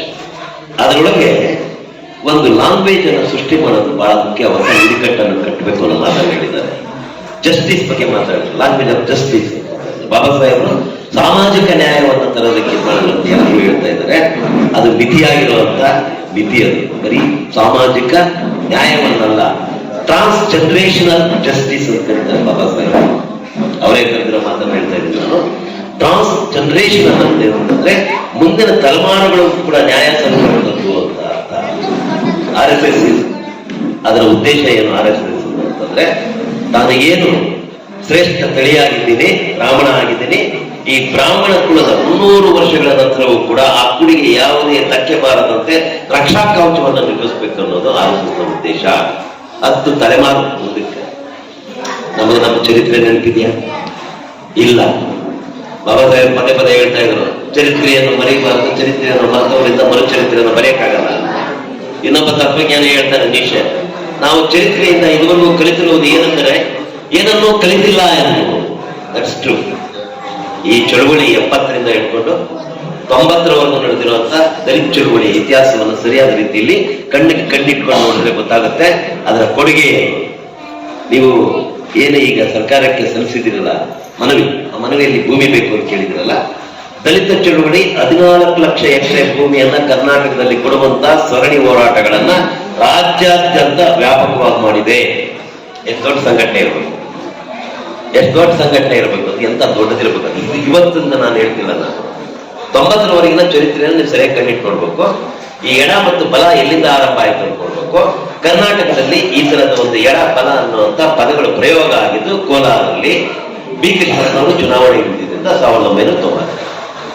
ಇದನ್ನ ಈ ಚರಿತ್ರೆ ಇಲ್ಲೇ ಇದೆ, ಆದ್ರೆ ಯಾರಿಗೂ ಆ ಚರಿತ್ರೆ ಬೇಕಾಗಿಲ್ಲ. ಅದನ್ನ ಅರ್ಥ ಮಾಡ್ಕೊಂಡು ಅಲ್ಲಿ ಬಿದ್ದ ಬೀಜ. ಆಂಧ್ರದಲ್ಲಿ ಮಾಲಾ ಯಾಕಾಯ್ತು? ಮಾಲಾ ಮಾದಿಗ ಕಾನ್ಫ್ಲಿಕ್ಟ್ ಯಾಕೆ ಬಂತು? ಬಹಳ ದೊಡ್ಡ ರಾಜಕೀಯ ವಿಶ್ಲೇಷಣೆ ಜೊತೆಗೆ ಅರ್ಥ ಮಾಡ್ಕೊಂಡು. ಪಂಜಾಬಲ್ಲಿ ಯಾಕೆ ಬಂತು? ಬಹಳ ಅದ್ಭುತವಾದಂತ ರೀತಿಯಲ್ಲಿ ನಾನು ಸಿದ್ಧಾರ್ಥ ಅವರು ಪ್ರತಿ ಜಡ್ಜ್ಮೆಂಟಿನ ಹಿಂದಿನ ತಾತ್ಪರ್ಯವನ್ನು ನಿಮ್ಮ ಮುಂದ್ಗಡೆ ಇಟ್ಟಿದ್ದಾರೆ. ಅವರು ಚಂದ್ರಚೂಡ್ ಅವರು ಕೊಟ್ಟಂತ ಜಡ್ಜ್ಮೆಂಟ್ ಕಾರಣ ಏನಪ್ಪಾ ಅಂದ್ರೆ ಬಾಬಾ ಸಾಹೇಬರ ಹೇಳಿಕೆನೇ ಕಾರಣ, ಅವರ ಅಂಡರ್ಸ್ಟ್ಯಾಂಡಿಂಗ್ ಆಫ್ ಡೆಮಾಕ್ರಸಿನ ಕಾರಣ ಅವರನ್ನು ಕೊಡೋದಕ್ಕೆ. ಬಾಬಾ ಸಾಹೇಬರು ಹೇಳ್ತಾರೆ, ಸಂವಿಧಾನ ಅನ್ನೋದಾಗ್ಲಿ ಅಥವಾ ಏನ್ ಪ್ರಜಾಪ್ರಭುತ್ವ ಪ್ರಜಾತಂತ್ರ ಅಂತ ಏನ್ ಹೇಳ್ತೀವಲ್ಲ, ಅದು ಯಾವತ್ತು ಮಹಾಕಾಯಗಳಲ್ಲಿ ಇರುವುದಿಲ್ಲ. It's not big body. ಈ ಹೃದಯ ಶ್ವಾಸಕೋಶಗಳಿದೆಯಲ್ಲ, ಶ್ವಾಸಕೋಶಗಳೆಲ್ಲ ಮುಖ್ಯ, ಕಿರುಗಳಲ್ಲಿ ಉಸಿರಾಡೋದು ಮುಖ್ಯ ಡೆಮಾಕ್ರಸಿ ಅಂತ ಹೇಳ್ತಾರೆ ಬಾಬಾ ಸಾಹೇಬ್. ಅಂತ ಅದ್ಭುತವಾದಂತ ಏನು ಪ್ರಪಂಚದಲ್ಲಿ ಸಂವಿಧಾನ ತಜ್ಞ ಇವೆಲ್ಲಕ್ಕೂ ಮಿಗಿಲಾಗಿ ಒಬ್ಬ ಮಾನವ ಅಂತಃಕರಣೆ ಹುಟ್ಟಿಲ್ಲ ಅನ್ನೋದನ್ನು ಅರ್ಥ ಮಾಡ್ತಾರೆ. ಅದೇನೆ ಬಾಬಾ ಸಾಹೇಬ್. ಅವ್ರು ಗೊತ್ತಿತ್ತು ಸಣ್ಣ ಸಣ್ಣ ಜಾತಿಗಳು. ಬಹಳ ಚೆನ್ನಾಗಿ ಹೇಳಿದ್ರಿ ನೀವು, ಸಣ್ಣ ಸಣ್ಣ ಜಾತಿಗಳು ಅವ್ರು ನ್ಯಾಯ ಮೊದಲು ಸಲ್ಲಿಸ್ಬೇಕಂದ್ರೆ ಬಾಬಾ ಸಾಹೇಬ್ ಹೇಳಿದ್ರು. ಆದ್ರೆ ಆಗ್ತಾ ಇದೆಯಾ? ಅದು ಆಗ್ತಾ ಇಲ್ಲ. ಆ ನ್ಯಾಯನ ಸರಿಪಡಿಸ್ಕೋಬೋದಿತ್ತು, ಸರಿಪಡಿಸ್ಕೊಳ್ಳೋಕ್ಕಾಗಿಲ್ಲ ನಮ್ಮಲ್ಲಿ. ಆ ಕಾರಣಕ್ಕಾಗಿ ಇದನ್ನ ಆಳೋ ವರ್ಗಗಳು ದೊಡ್ಡ ಟ್ರಂಪ್ ಕಾರ್ಡ್ ತರ ಬಳಸಿ ನಿರಂತರವಾಗಿ ಅಧಿಕಾರದ ಕನಸು ಕಾಣದಂತೆ ಅವರು ನಿಮ್ಮನ್ನ ನಾಶ ಮಾಡ್ತಾ ಇದ್ದಾರೆ ಅಂತ ಅರ್ಥ ಆಗ್ತಿಲ್ಲ. ಎಡಬಲ ಹೌದು, ಏರ್ಪೇರಾಗಿದೆ. ನ್ಯಾಯ ಎಲ್ರಿಗೂ ಸಲ್ಲಬೇಕು, ಯಾರು ಸಲ್ಲಿಲ್ವೋ ಅವ್ರು ಸಲ್ಲಲೇಬೇಕು. ಯಾರು ಅತ್ಯಂತ ಕಡಿಮೆ ಪ್ರಮಾಣದಲ್ಲಿರುವ ಜಾತಿಗಳು ಸಲ್ಲಬೇಕು. ನನಗೆ ಎಷ್ಟು ನಾಚಿಕೆ ಆಯ್ತು ನೀವು ಹೇಳಿದ್ದನ್ನು ಕೇಳಿ ಅಂತಂದ್ರೆ. ಅದೊಂದು ತ್ಯಾಗ. ಒಂದು ದೇಶದಲ್ಲಿ ಒಂದು ಜಾತಿ ಏನೆತ್ತುವುದಕ್ಕೆ ಮುಡಿಪಾಗಿದೆ ಅಂತಂದ್ರೆ ನಾವು ನಿಜಕ್ಕೂ ಬದುಕೋದಕ್ಕೆ ಆಗಲ್ಲ ಅನಿಸ್ತಾ ಇದೆ. ಅದಕ್ಕೆ ಬಾಬಾ ಸಾಹೇಬರು ಮಾತಾಡ್ತಾ ಇದ್ರು, ಬೈರನ್ನ ಕವಿತೆಯೊಂದನ್ನ ಮಾಡಿ ಹೇಳ್ತಾ ಇದ್ರು, ಪಂಜರದಲ್ಲಿ ಕೊನೆಯ ಪಕ್ಷಿ ಇರುವವರೆಗೂ ಕೂಡ ಸ್ವಾತಂತ್ರ್ಯಕ್ಕೆ ಆಗ್ತಾ ಇಲ್ಲ, ಅಲ್ಲಿವರೆಗೂ ನಾನು ಬಂಡೇಳ್ತಾನೆ ಇರ್ತೀನಿ ಅಂತ ಹೇಳ್ತಾರೆ. ಒಂದೇ ಒಂದು ಅಕ್ಕಿ ಬಂಧನದಲ್ಲಿ ನಾವು ಸಾವಿರಾರು ವರ್ಷಗಳ ಕಾಲ ಏನ್ ಕೇಜ್ ಅಂತ ಕರಿತೀವಲ್ಲ, ಪಂಜರ ಅಂತ ಕರಿತೀವಲ್ಲ, ಅದರಿಂದಾಗಿ ನಾನೊಂದು ಸ್ಲೋಗನ್ ಬರೆದಿದ್ದೀನಿ. ಬಹಳ ಪ್ರವೇಶ ಬೇಕು ಅಂತ ಪಾಪ ಒಬ್ಬ ಬಿಕ್ಕು ಬಂದೇಜಿ ಪತ್ರ ಚಳವಳಿ ಮಾಡ್ತಾ ಇದ್ದ ಕಾಲಘಟ್ಟ ನಾನು ಅವಾಗ ಎಷ್ಟು 40 ವರ್ಷಗಳಿಂದ ಮಾಡ್ತಾ ಇದ್ದೆ ಹೋರಾಟ. ಸೊ ಹಂಗಾಗಿ ಬಾಬಾ ಸಾಹೇಬ್ ಹೇಳಿದ್ರೆ ಸರಿಯಾಗಿ ಅರ್ಥ ಮಾಡ್ಕೋಬೇಕು. ಆರ್ಗನೈಸ್ಡ್ ರಿಲಿಜನ್ ಅವ್ರು ಒಂದೇ ಒಂದು ಕಾರಣಕ್ಕಾಗಿ ಬೌದ್ಧ ಮತನ ಅದು ಅತ್ಯಂತ ವೈಜ್ಞಾನಿಕವಾಗಿರೋದು, ದೇವರಲ್ಲೇ ಇರುವಂತ ಧರ್ಮ ಅಂತ ಅವ್ರು ಸ್ವೀಕಾರ ಮಾಡಿದ್ರು. ಇನ್ನೊಂದು ಅವ್ರು ಕನ್ಸ್ಕೊಂಡಿದ್ದೇನಂತಂದ್ರೆ ನಮ್ಮಲ್ಲಿರುವಂತ 100 ಜಾತಿಗಳಿದಾವೆ. ನಮಗೆ ಟ್ರಾನ್ಸ್ಜೆನರೇಷನಲ್ ನ್ಯಾಯ ಇರಲಿ, ಈಗಲೂ ಕೂಡ ನ್ಯಾಯ ಸಿಕ್ಕಲ್ಲ. ಯಾಕೆ ಸಿಕ್ಕಲ್ಲ ಅಂತಂದ್ರೆ 101 ಜಾತಿಗಳಿಗೆ 22.5%, ಕೇವಲ 5 ಜಾತಿಗೆ EWS ಅಲ್ಲಿ 10%. ಒಂದೇ ದಿನ ಮಸೂದಿನ ಪಾಸ್ ಮಾಡ್ಕೊಂಡ್ರು ಅವರು. ಬ್ರಾಹ್ಮಣರಿಗೆ, ಕ್ಷತ್ರಿಯರಿಗೆ, ಮೇಲ್ಜಾತಿಗಳಿಗೆ ಇರುವಂತ ಕೇವಲ 5% ಜನರಿಗೆ 10%. 101 ಜಾತಿಗಳಿರೋ ನಮಗೆ 22.5 ಮೀಸಲಾತಿ. ಯಾಕೆ ಈ ನ್ಯಾಯವನ್ನ ಸರಿಪಡಿಸುತ್ತೀರಿ? ಯಾವ ನಾಯಕತ್ವ ಇದನ್ನು ಸರಿಪಡಿಸಲಿಕ್ಕೆ ಸಿದ್ಧ ಇದೆ? ಯಾರು ಎತ್ಕೊಳ್ತಾರೆ ಈ ತರದ ಪ್ರಶ್ನೆಗಳನ್ನ? ಇವು ಬಹಳ ಮುಖ್ಯವಾದ ಪ್ರಶ್ನೆಗಳು. ನಾಗ್ಪುರಲ್ಲಿ 1946 ಇನ್ನೂ ಅವರು ರಾಜ್ಯಾಂಗ ಇನ್ನೊಂದು ಆಗಿರಲಿಲ್ಲ. ಲಿಂಗಾರೆ ಅವರ 2ನೇ ಬಹಳ ಮುಖ್ಯ ಶಿಷ್ಯ, ಅಂಬೇಡ್ಕರ್ ನಂತರ ಕೃಷಿ ವಿಷಯ ಅಮೆರಿಕದಲ್ಲಿ ಡಾಕ್ಟರೇಟ್ ತಗೊಂಡವರು 2ನೇ ಅಸ್ಪೃಶ್ಯ ಅಂತ ಲಿಂಗಾರೆ, ವಿದ್ಯಾರ್ಥಿ ಲಿಂಗಾರೆ. ಬಾಬಾ ಸಾಹೇಬ್ ಬಂದಿರ್ತಾರೆ ಅವಾಗ. ನಾಗ್ಪುರ ಪುರಸಭೆ ಏನ್ ಮಾಡುತ್ತಂದ್ರೆ ಮಹಾನ್ ಅಂತ ಅವ್ರು ಬಂದಿದ್ದ ನಾಯಕರು ಅವ್ರಿಗೊಂದು ಔತಣಕೂಟ ಕೊಡಬೇಕು ಅಫಿಷಿಯಲ್ ಆಗಿ ಅಂತ ಪುರಸಭೆಯವರು ಒಂದು ಪ್ರತಿಷ್ಠಿತ 5 ಸ್ಟಾರ್ ಹೋಟೆಲ್ ನಲ್ಲಿ ಅವರಿಗೆ ಇದನ್ನ ಮಾಡ್ತಾರೆ, ಔತಣಕೂಟ ಇಟ್ಟಿರ್ತಾರೆ. ಹೋಗ್ತಿರ್ತಾರೆ ಸಂಜೆ ಒಳಗ, ಈ ಲಿಂಗಾಳ ಇರ್ತಾರೆ. ಬರ್ತಿರಬೇಕಾದ್ರೆ 3 ಜನ ಹೆಣ್ಮಕ್ಳಲ್ಲಿ ಆ ದ್ವಾರದಲ್ಲಿ ಒಂದು ಚೆಂಡುವಿನ ಹಾರ ಇಟ್ಕೊಂಡು ನಿಂತಿರ್ತಾರೆ. ಅವ್ರು ಕೇಳ್ತಾರೆ ಲಿಂಗಾಳ, ನಿಮ್ಮಲ್ಲ ಅಂಬೇಡ್ಕರ್ ಯಾರು ಗೊತ್ತಿಲ್ಲ, ಆದ್ರೆ ಅಂಬೇಡ್ಕರ್ ನಮ್ಗೆ ಏನಾದ್ರು ಮಾಡ್ತಾರೆ ಅಂತ ನಂಬಿಕೆ ಇದೆ ಅಷ್ಟೇ. ಅವ್ರಿಗೆ ನಿಮ್ಮಲ್ಲಿ ಅಂಬೇಡ್ಕರ್ ಯಾರು? ಅಂಬೇಡ್ಕರ್ ಕಿವಿಗೆ ನಾನೇ ಹೇಳಿ ತಾಯಿ, ಯಾಕೆ ನಾನೇ ಅಂತ? ಏನಿಲ್ಲ, ನಿಮ್ಗೆ ಈ ಹಾರ ಹಾಕ್ಬೇಕು, ಅದಕ್ಕೋಸ್ಕರ ಇಲ್ಲಿ ಕಾದಿದ್ದೀವಿ. ಒಳಗಡೆ ಬರಕ್ಕೆ ನಮ್ಗೆ ದುಡ್ಡಿಲ್ಲ, 1000 ರೂಪಾಯಿ ಫೀಸ್ ಇಟ್ಬಿಟ್ಟವ್ರೆ, ಅದರಿಂದ ನಾವು ಇಲ್ಲಿ ನಿಂತಿದ್ದೀವಿ. ಕಣ್ಣಲ್ಲಿ ನೀರು ಬಂದಿದ್ದೀವಿ. ಆ ಮಾಲೆ ನೋಡ್ತಾರೆ. ಸರಿ ತಾಯಿ, ಈ ಮಾಲೆನ ಹೆಂಗ್ ತಂದ್ರಿ? ಯಾಕಂದ್ರೆ ಅವ್ರು ಬಡತನ ಗೊತ್ತಿದೆ. ಅದಕ್ಕೆ ಸೀರೆ ಅವಾಗ ತಾನೇ ಹುಲ್ದೆಲ್ಲ ತಮ್ಮ ಮಾಡಿರೋದ್ರದ ಹುಲ್ಲುಗಳು, ಕೆದ್ರಿದ ಕೂದಲು ಹಂಗಿರ್ತದೆ. ಅವ್ರು ಹೇಳ್ತಾರೆ, ನಾವು ಆ ಬೆಟ್ಟಕ್ಕೆ ಹೋಗ್ಬಿಟ್ಟು ಸೌದೆ ಹುಲ್ಲು ಉಳ್ಕೊಂಬಂದು ಮಾರ್ಕೊಂಡು ಬದುಕರು ಇವತ್ತು ಸ್ವಲ್ಪ ಜಾಸ್ತಿ ತಂದು ಮಾರ್ಬಿಟ್ವಿ, ಅದ್ರಲ್ಲಿ ತಂದಿದ್ದೀವಿ. ಮತ್ತಷ್ಟು ಅದೇ ಒಂದು ತಾಯಿ. ನನಗೆ 5 ವರ್ಷನೋ 6 ವರ್ಷನೋ ನನ್ನ ತಾಯಿ ಮುಖ ನನಗೆ ಇನ್ನೂ ಚೆನ್ನಾಗಿ ನೆನಪಿಲ್ಲ. ಆದ್ರೆ ನಾನು ನಿಮ್ಮಲ್ಲಿ ಆ ತಾಯಿನ ನಮ್ಮ ತಾಯಿ, ನಾವೇನಾದ್ರೂ ನಿಮಗೋಸ್ಕರ ಈ ದೇಶದಲ್ಲಿ ಏನಾದ್ರು ಮಾಡಕ್ ಸಾಧ್ಯ ಆಗಲಿಲ್ಲ ಅಂದ್ರೆ ಬಂದೂಕಿನಿಂದ ಗುಂಡು ಹೊಡ್ಕೊಂಡು ಸಾಯ್ತೀನಿ ವೋಟ್ ಮಾಡಿದ್ರು. ಸೊ ಹಂಗಾಗಿ ಏನು ಇವತ್ತು ಕಸ ಇರ್ತೀನಿ ಒಂದೇ ಒಂದು ಸಂತೋಷ ಅಂತ ಹೇಳ್ಬೇಕು. ನನ್ಗೆ ದೊಡ್ಡ ಸಂತೋಷ ಸಿಕ್ಕಿಲ್ಲ, ಸಿಗಕ್ ಸಾಧ್ಯವೂ ಇಲ್ಲ. ಅಂತ ಪೀಳಿಗೆ ನಾನು ನೋಡ್ತಾನೆ ಇಲ್ಲ. 50 ವರ್ಷಗಳಿಂದ ಒಂದೇ ಒಂದು ಜಿನುಗರಾಗಿ ಕೂಡ ಸಿಕ್ಕಿಲ್ಲ. ಬೀಜ ಬಿತ್ತನೆ ಮಾಡ್ತಾನೆ ಇದ್ದೀನಿ, ಕೃಷಿ ಮಾಡ್ತಾನೆ ಇದ್ದೀನಿ, ಒಂದೇ ಒಂದು ಜಿನುಗರಾಗಿ ಸಿಕ್ಕಿಲ್ಲ ಬಿತ್ತನೆಗೆ. ಯಾಕಂದ್ರೆ ಮುಂದೆ ಬರ್ತಾ ಇರುವಂತ ಕಾಲ ಎದುರಿಸಬೇಕಾದ್ರೆ ಅತ್ಯಂತ ಬೇರೆ ರೀತಿಯ ನಾಯಕತ್ವವನ್ನು ಸೃಷ್ಟಿಸಬೇಕಾಗತ್ತೆ. ಅಂತ ನಾಯಕತ್ವ ಬೇಕಾದಂತ ಬೆಳಗಬೇಕಾದಂತ ಒಂದೇ ಒಂದು ಬೀಜ ಈ 50 ವರ್ಷಗಳಲ್ಲಿ ಈ ಕೋಲಾರ ನಗರದಲ್ಲಿ ನನ್ನ ಕಣ್ಣಿಗೆ ಬಿದ್ದಿಲ್ಲ, ನನ್ನ ಕೈಗೆ ಸಿಕ್ಕಿಲ್ಲ. ನಾನು ನಿಜಕ್ಕೂ ಹೇಳ್ತಾ ಇದ್ದೀನಿ, ಮುಚ್ಚಿಟ್ಕೊಳ್ಳೋ ಮಾತಲ್ಲ. ಯಾಕೆ ಹೇಳ್ತಾ ಇದ್ದೀನಿ ಅಂತಂದ್ರೆ, ಈಗ ನಾವೇನ್ ಅನುಭವಿಸ್ತಾ ಇದೀವಲ್ಲ, ಬಹಳ ಮಿತಿಗಳಲ್ಲಿ ಯೋಚನೆ ಮಾಡ್ತಾ ಇದೀವಿ. ಕರೆಕ್ಟ್ ನೀವು ಹೇಳಿದ್ದು, ಮೀಸಲಾತಿ ಅನ್ನೋದು ಅತ್ಯಂತ ಚಿಕ್ಕದಾದಂತಹ ಸಂಗತಿ. ಅಮಿತ್ ಶಾ ಅದು ಬಹಳ ದೊಡ್ಡ ರೀತಿಯಲ್ಲಿ ಒಳಗಿಂದ ಕಟ್ಟಬೇಕು. ಆ ಯೋಗ್ಯತೆ ಕೂಡ ನಮಗಿಲ್ಲ. ಯಾಕೆಂತಂದ್ರೆ ನಾವು ಹಿಂದುತ್ವದ ಒಳಗೆ ಕಾಲ, ಒಳಗೆ ಹಿಂದೂ, ಹೊರಗೆ ಜೈಪೀಮು. ಯಾಕೆ ಬೇಕಿದ್ದಾರೆ ರಿಯಾಲಿಟಿ? ಯಾಕೆ ಬೇಕಿದ್ದಾರೆ ರಿಯಾಲಿಟಿ? ಜೈಪೀಮ್ ಅಂದ್ರೆ ಜೈಪೀಮೆ, ಇಲ್ಲ ಹಿಂದೂ ಅಂದ್ಕೊಳ್ಳಿ, ಎಲ್ಲಮ್ಮ ಅಂದ್ಕೊಳ್ಳಿ, ತಿಮ್ಮಕ್ಕ ಅಂದ್ಕೊಳ್ಳಿ, ಯಾರು ಅಂದ್ಕೊಳ್ಳಿ, ಅದೇನೆ. ಹಂಗೆ ಎರಡನ್ನು ಯಾಕೆ ನೀವು ಒಳಗೊಂದು ಹೊರಗೊಂದು ಮಾಡ್ತೀರಿ? ಇದು ನಮಗೆ ನಾವು ಮಾಡ್ಕೊಳ್ಳೋಂಥ ದ್ರೋಹ ಆಗಿದೆ ಅನ್ನೋದನ್ನ ಅರ್ಥ ಮಾಡ್ಕೊಳ್ಳಿ. ಮುಂದೆ ಹೆಚ್ಚಿಗೆ ನಾನು ಡೇಟ್ಸ್ ಹಾಕೊಂಡಿದ್ದೀನಿ. ಹಾವೂರು ಸಮಿತಿ ಅಂತ ಒಂದು ಸಮಿತಿ ರಚನೆಯಾಗಿ SC STಗಳ ಪಟ್ಟಿಯಲ್ಲಿ ಸುಮಾರು 11 ಜಾತಿಗಳನ್ನ ಸೇರಿಸಿದೆ. ಬೋವಿ, ಲಂಬಾಣಿ, ಕೊರಮ ಹಾಗೆ ಒಂದು 11 ಜಾತಿಗಳನ್ನ SCಗಳ ಪಟ್ಟಿಗೆ ಕರ್ನಾಟಕ ರಾಜ್ಯದಲ್ಲಿ ಸೇರಿಸಿದಾಗ SCಗಳ ಸಂಖ್ಯೆ 101 ಜಾತಿಗಳಾಗುತ್ತೆ. ಅದರ ಆಧಾರದ ಮೇಲೆ 20 ಲಕ್ಷ ಕುಟುಂಬಗಳನ್ನ AJ ಸದಾಶಿವ ಅವರು ಸಮೀಕ್ಷೆ ಮಾಡಿ ಈ ರೀತಿ ಸಮೀಕ್ಷೆ ಕೊಟ್ಟಿದ್ದಾರೆ. ಏನು ಅಂದ್ರೆ, ಹಾಗೆ ಈ ಸಮೀಕ್ಷೆಯ ಮೊದಲು 2001ರಲ್ಲಿ ಜಾತಿ ಜನಗಣತಿಯಾದಾಗ ಹೇಗಿತ್ತು ಅಂದ್ರೆ, ಆದಿ ಕರ್ನಾಟಕ ಜನಾಂಗದವರು 25% ಇದ್ದಾರೆ, ಮಾದಿಗ ಸಮುದಾಯದವರು 15% ಇದ್ದಾರೆ, ಬಂಜಾರ ಸಮುದಾಯದವರು 11%, ಬೋವಿ ಸಮುದಾಯದವರು 11%, ಶೆಡ್ಯೂಲ್ ಕಾಸ್ಟ್ ಅಲ್ಲಿ ಪರಿಶಿಷ್ಟ ಜಾತಿಗಳಲ್ಲೇ. ಹಾಗೆಯೇ ಬಾಂಜಿ ಸಮುದಾಯ 6.6 ಮತ್ತು 1000ಕ್ಕೂ ಕಡಿಮೆ ಇರತಕ್ಕಂತ ಜಾತಿಗಳು, ಅದರಲ್ಲೂ SC ಜಾತಿಗಳು 41 ಇತರೆ ಜಾತಿಗಳಿದ್ದಾವೆ ಅಂತ ಹೇಳ್ತಾ, ಅಲ್ಲಿ ಇನ್ನೊಂದು ಕನ್ಫ್ಯೂಷನ್ ಆಗಿದೆ. ಒಂದು ಕಡೆ ವಲಯ ಸಮುದಾಯದವರು ಆದಿ ಕರ್ನಾಟಕ ಅಂತಾನೆ ಕೊಡ್ತಾ ಇದ್ದಾರೆ, ಇನ್ನೊಂದು ಕಡೆ ಮಾದಿಗ ಸಮುದಾಯದವರು ಪರಿಶಿಷ್ಟ ಜಾತಿ ಆದಿ ಕರ್ನಾಟಕ ಅಂತ ಕೊಡ್ತಾ ಇದ್ದಾರೆ. ಅದರಲ್ಲಿ ವಲಯ ಯಾರು, ಮಾದಿಗರು ಯಾರು ಅಂತ ಪತ್ತೆ ಮಾಡೋದಕ್ಕೆ ಆಗ್ತಾ ಇಲ್ಲ. ಸೊ ಈ ಎಲ್ಲ ಸವಾಲುಗಳನ್ನ ಎದುರಿಸಿ AJ ಸದಾಶಿವ ಅವರು ಜೂನ್ 4ನೇ ತಾರೀಕು 2012ರಲ್ಲಿ ಸದಾನಂದ ಗೌಡರಿಗೆ ತಮ್ಮ ವರದಿಯನ್ನು ಒಪ್ಪಿಸ್ತಾರೆ. ಅದರ ಪ್ರಕಾರ ವರದಿಯನ್ನ ಇವರು ಬಿಡುಗಡೆ ಮಾಡೋದಿಲ್ಲ, ಬಹಿರಂಗ ಮಾಡೋದಿಲ್ಲ. ಆದ್ರೆ ಪ್ರೆಸ್ ಮುಂದೆ ತನ್ನ ಅಭಿಪ್ರಾಯವನ್ನ AJ ಸದಾಶಿವ ಅವರು ಹೇಳ್ತಾರೆ. ಏನಂತ ಹೇಳ್ತಾರಂದ್ರೆ, 3 ಕ್ಯಾಟಗರಿಗಳಾಗಿ ಪರಿಶಿಷ್ಟ ಜಾತಿಗಳ 101 ಜಾತಿಗಳ ಪರಿಶಿಷ್ಟ ಜಾತಿಗಳನ್ನ ಅವರು 3 ಕ್ಯಾಟಗರಿಗಳಾಗಿ ವಿಂಗಡಿಸ್ತಾರೆ. ಎಡಗೈ, ಬಲಗೈ ಮತ್ತು ಸ್ಪರ್ಶ ಜಾತಿಗಳು ಅಂತ. ಸ್ಪರ್ಶ ಮತ್ತು ಇತರೆ ಜಾತಿಗಳು. ಎಡಗೈ 33% ಇದ್ದಾರೆ, ಅವ್ರಿಗೆ 6% ರಿಸರ್ವೇಶನ್ ಅನ್ನ ಕೊಡಬೇಕು. SCಗಳಲ್ಲೇ 6% ಕೊಡಬೇಕು.